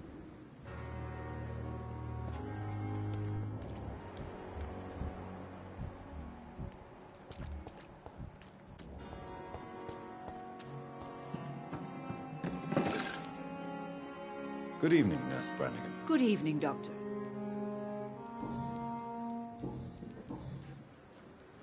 Tell me what Dr. Tippett did. I know his mistake caused a patient's death. If I had not covered up his error, Dr. Tippett would have been fired from this hospital. I could not let that happen. You can't allow your emotions to dictate.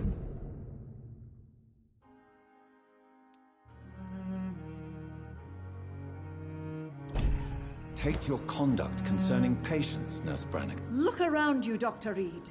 Do you really think we can afford to lose a brilliant practitioner like Dr. Tippett in our situation? I can't say I approve of what you did.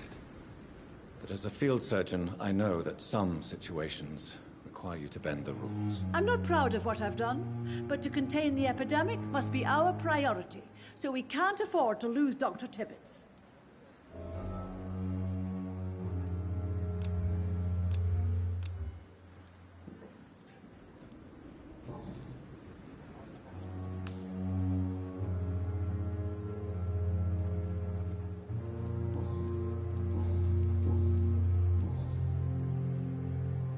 I've decided that I won't reveal Dr. Tippett's, shall we say, misdemeanor. I'm so glad you share my point of view.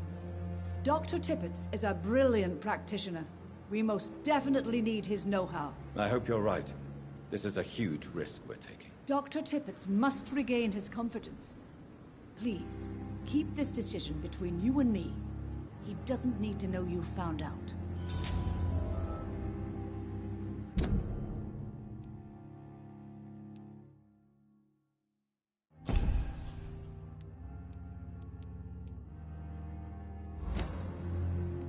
Goodbye, nurse. Call me if you need assistance.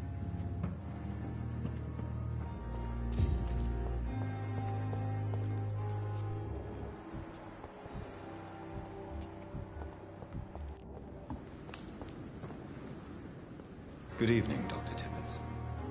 Dr. Reed, any good news to share? Goodbye, Dr. Tippett. Good evening, Dr. Tippett. Dr. Reed, any good news to share?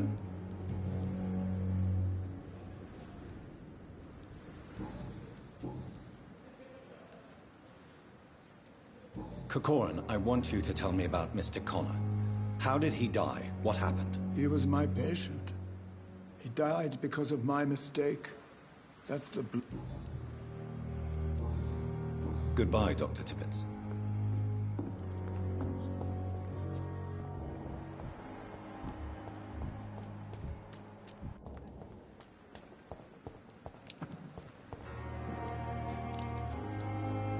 Hey, Doc.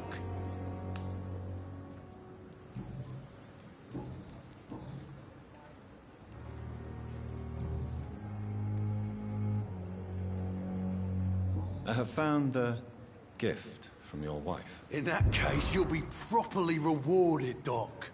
Clay Cox is a man of his word. I hope that won't make me an accomplice to your future crimes. Who knows what I might do now I feel invincible again?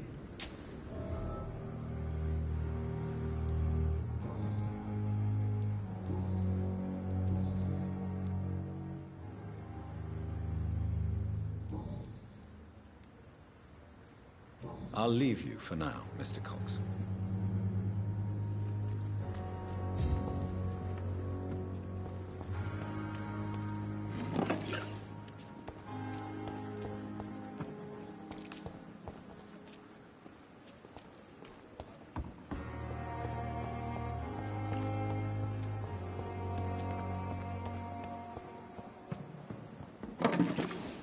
If only I were young again. Just a dozen years or so.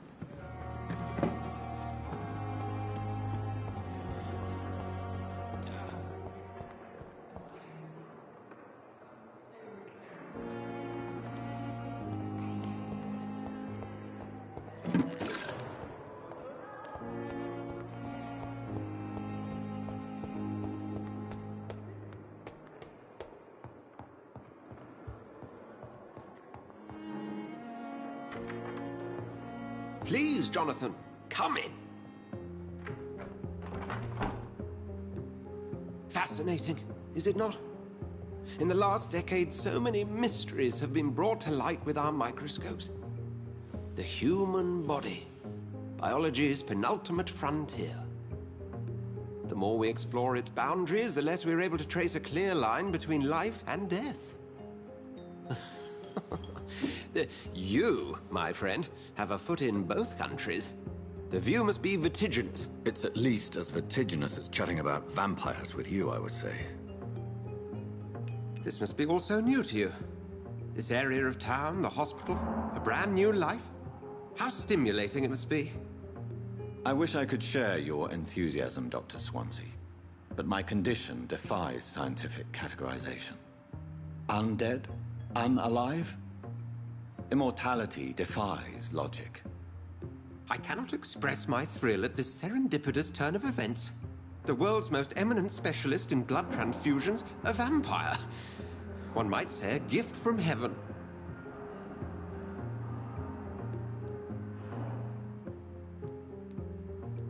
I'm a dead man. I was murdered.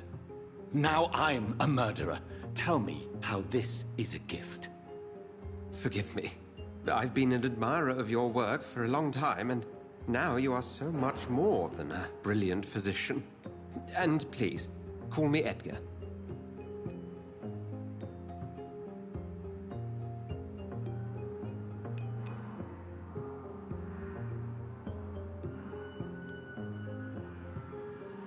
I'm not some doe-eyed student, Edgar.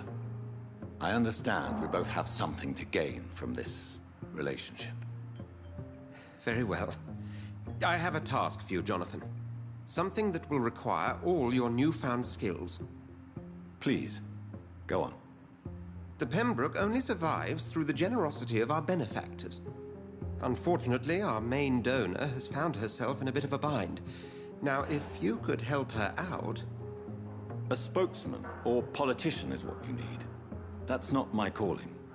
And until I come to understand what has happened to me, I require discretion.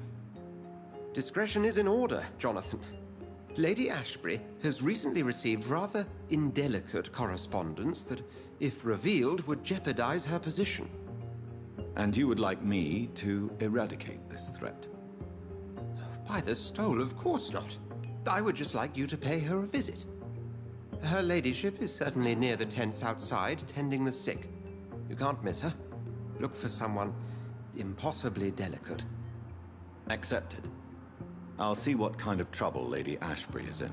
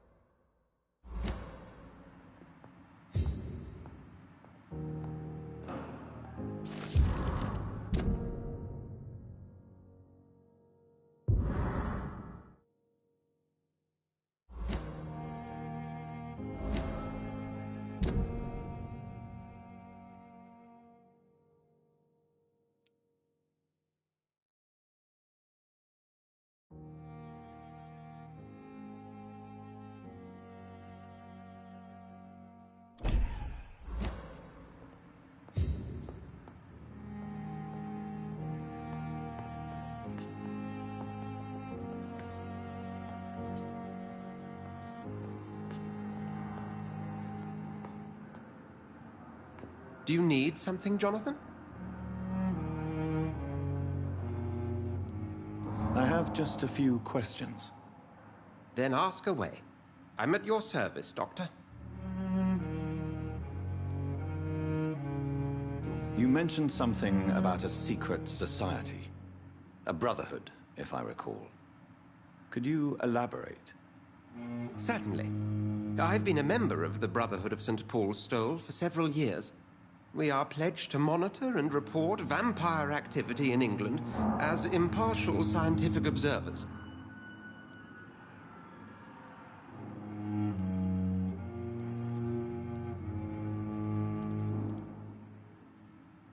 That explains your nightly wanderings about the docks and the questions you ask. I feel it wasn't mere coincidence that led us to that part of town. There was something as yet unseen that set those chain of events in motion. Yet you don't fear me. And still, you know the monster that lurks beneath the civilized surface. The Brotherhood has studied your kind for centuries.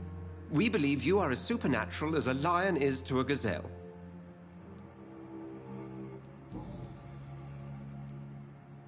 Since I'm the one working for you, what should I know about Pembroke Hospital? Well, for many years, we have been the only medical facility in this part of town that people can rely on. We support the community here, as well as provide health care. Where do we stand today? Well, to be honest, we cope on a day-to-day basis. The first wave of the Spanish flu last summer took us by surprise. We lack many of the basic necessities needed. What do you expect of me? What we need is hope. You were a soldier. This is a war. This white coat's still a uniform. We fight to help the poor, the sick of the East End, the forgotten. Since you seem quite the expert on vampires, what could you tell me about my condition and how it came about? As men of science, our first step is always to start with what we know. Forget the myths, the hackneyed scrawlings, and the penny dreadfuls. They do not scratch the surface of the truth you now find yourself in. The sun. The morning following my transformation. Its rays burned me. There was pain, smoke, and my skin blackened. You will find there is very little that can kill a vampire, my friend. You have been offered relative immortality. The sun will most certainly hurt you, leaving you weakened and damaged, but it will not destroy you. Must I take a life to live? You are a vampire. You feed. And blood is the sole sustenance that can sustain your immortal frame. And only a living creature contains the nourishment you require.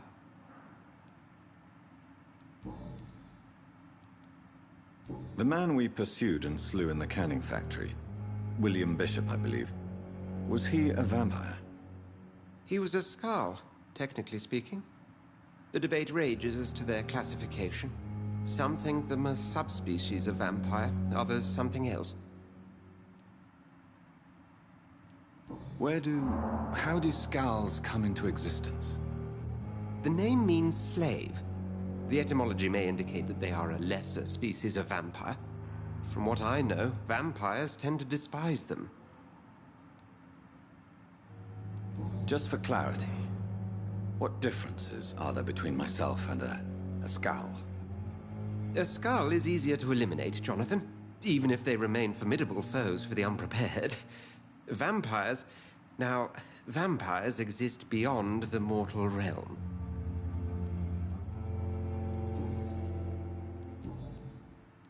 We'll see each other again soon, Edgar.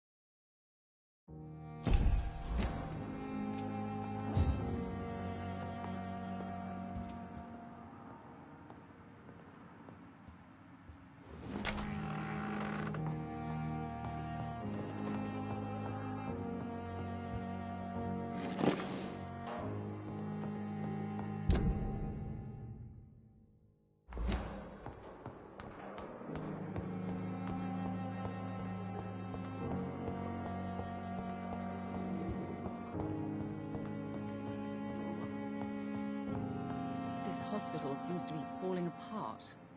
But in the circumstances, I'm willing to give you the benefit of the doubt. Good evening, Mr. Goswick. How are you? I'm okay.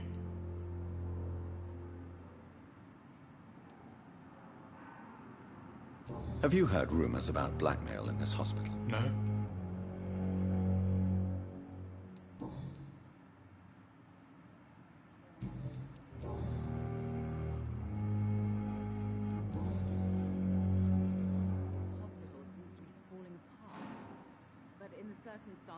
Do you need any help? I'm afraid I may, sir. I don't mean to be a burden.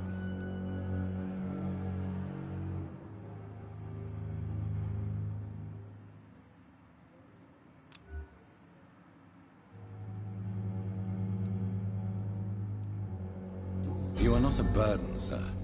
Healing you is my responsibility. And you have my gratitude for that.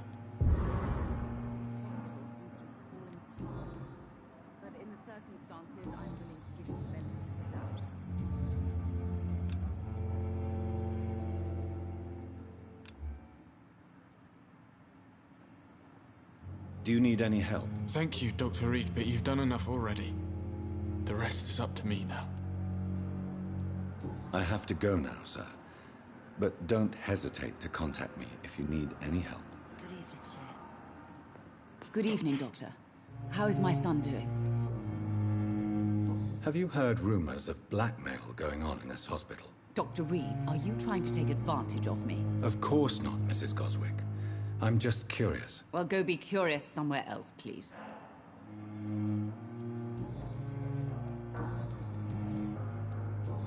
Do you require medical attention as well, Mrs. Goswick? I have other concerns right now, Doctor. But I'm fine, thank you.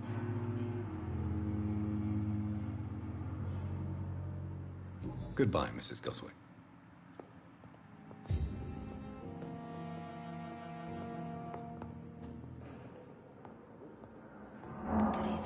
I'm quite busy right now, Dr. Reed. Have you heard about any blackmail going on in this hospital? Blackmail? Nonsense.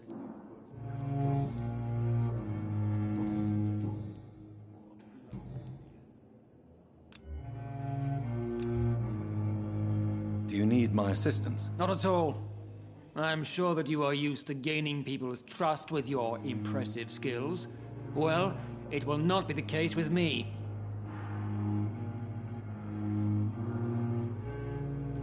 Thank you for your time. We'll talk later. Good evening, sir. Doctor.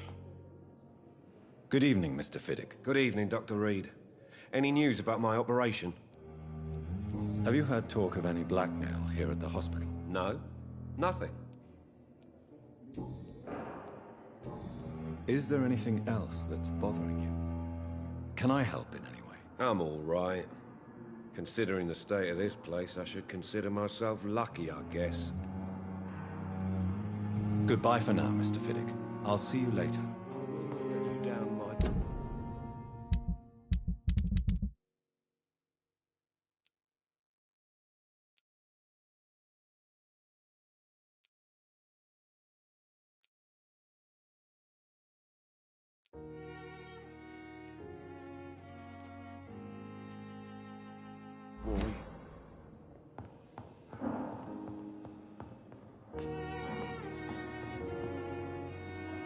Dr. Reed, may I help you?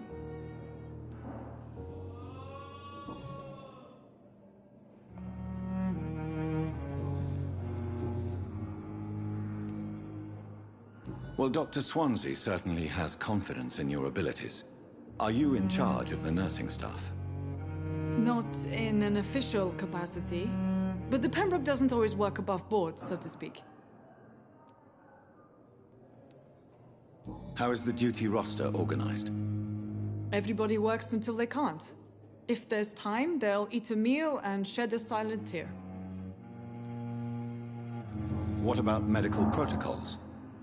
Dr. Reed, we don't have the money and resources here at the Pembroke like they do in the West End. We do what we can. For how long have you been working here, Nurse Crane? I first volunteered at the Pembroke in 1911, a few months after Dr. Swansea was appointed. And before you arrived here? If you must know, this was my first job.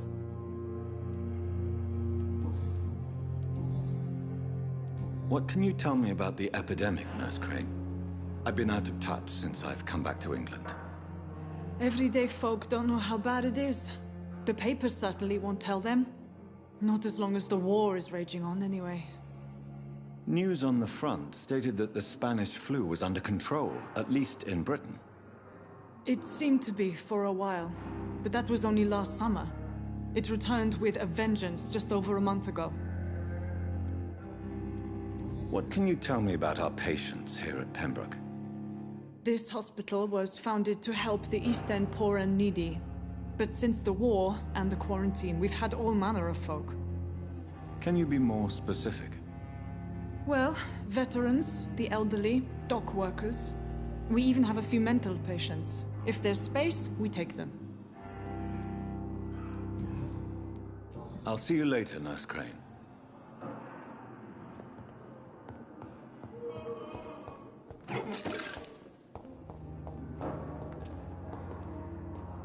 Good evening, Dr. Strickland. And good evening to you, Dr. Reed. Can I be of any help? Have you heard any talk of blackmail going on in the hospital? If you're running some official inquiry, you had better question the patients. They know more than the staff, especially old Miss Jones.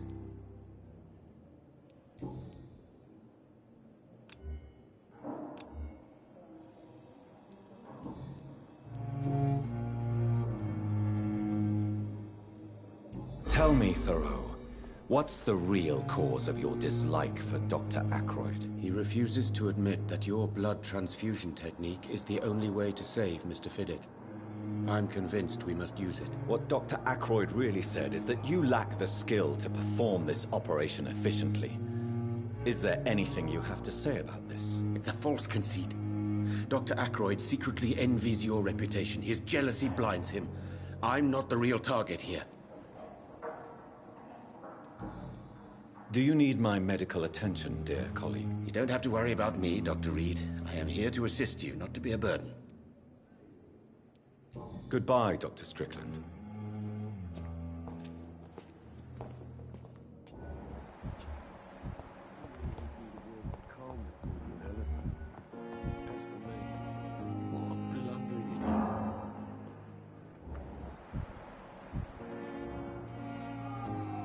I'm quite busy right now, Dr. Reed.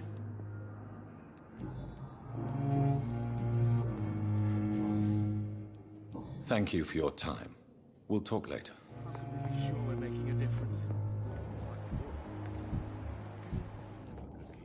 Dr. Reed, may I help you?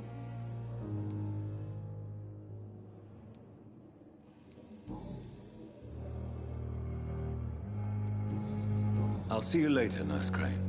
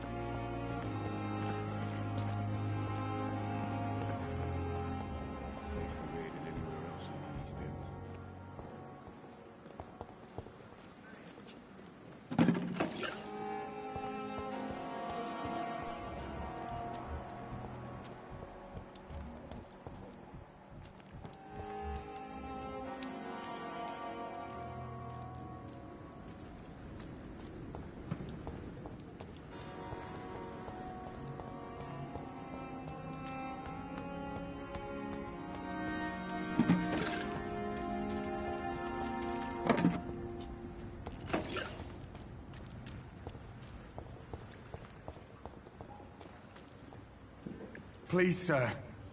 I need help bad. What's going on? I'm Blight, sir. Newton Blight. I've lost my mate. Can't find him anywhere. I'm Dr. Jonathan Reed from the Pembroke Hospital. Please, calm down and give me more details. Oswald and myself were both infantry, sir. We were en route for the hospital, but... well, we had a disagreement. And Oswald ran off towards the canal. How long have you been searching for him? I can't go there. Too many rats by the water. Fucking rats. Can't stand them since the war, sir. Can't stand them at all. Don't be ashamed, Mr. Blight. Many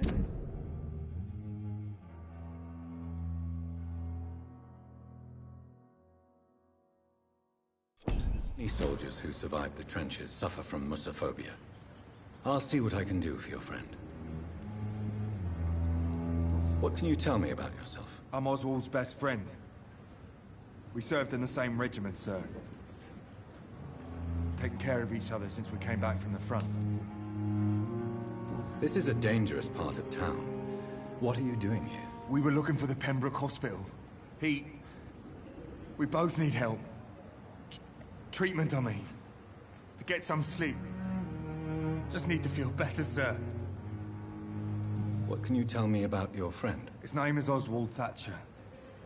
We survived the war together. Oswald is...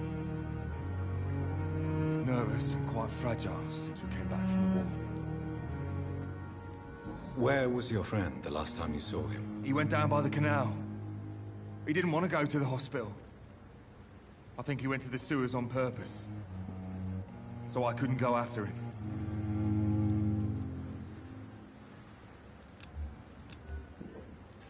I have all the information I need for now. If I find anything out about your friend, I'll let you know as soon as I can. Thank you, Dr. Reed.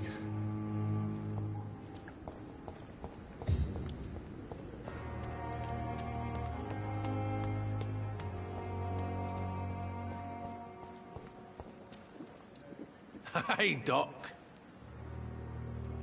Have you heard of any underhand dealings going on in the hospital? Blackmail? That's not my style. Too risky. The black market, though. Now that's where the money is.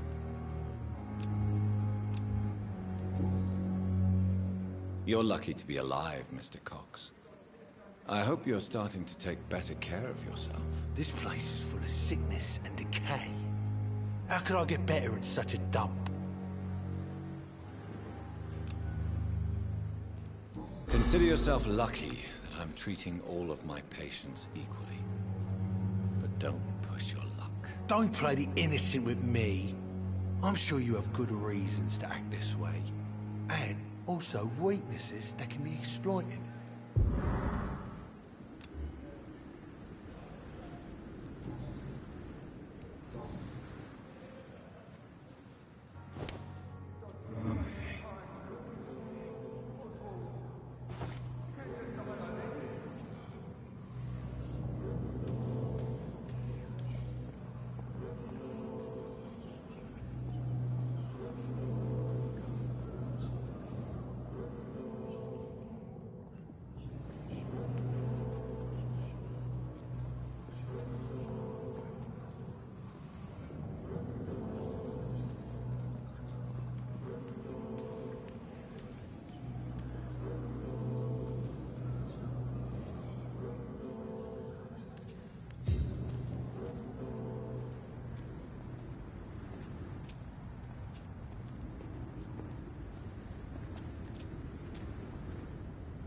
Hey, Doc.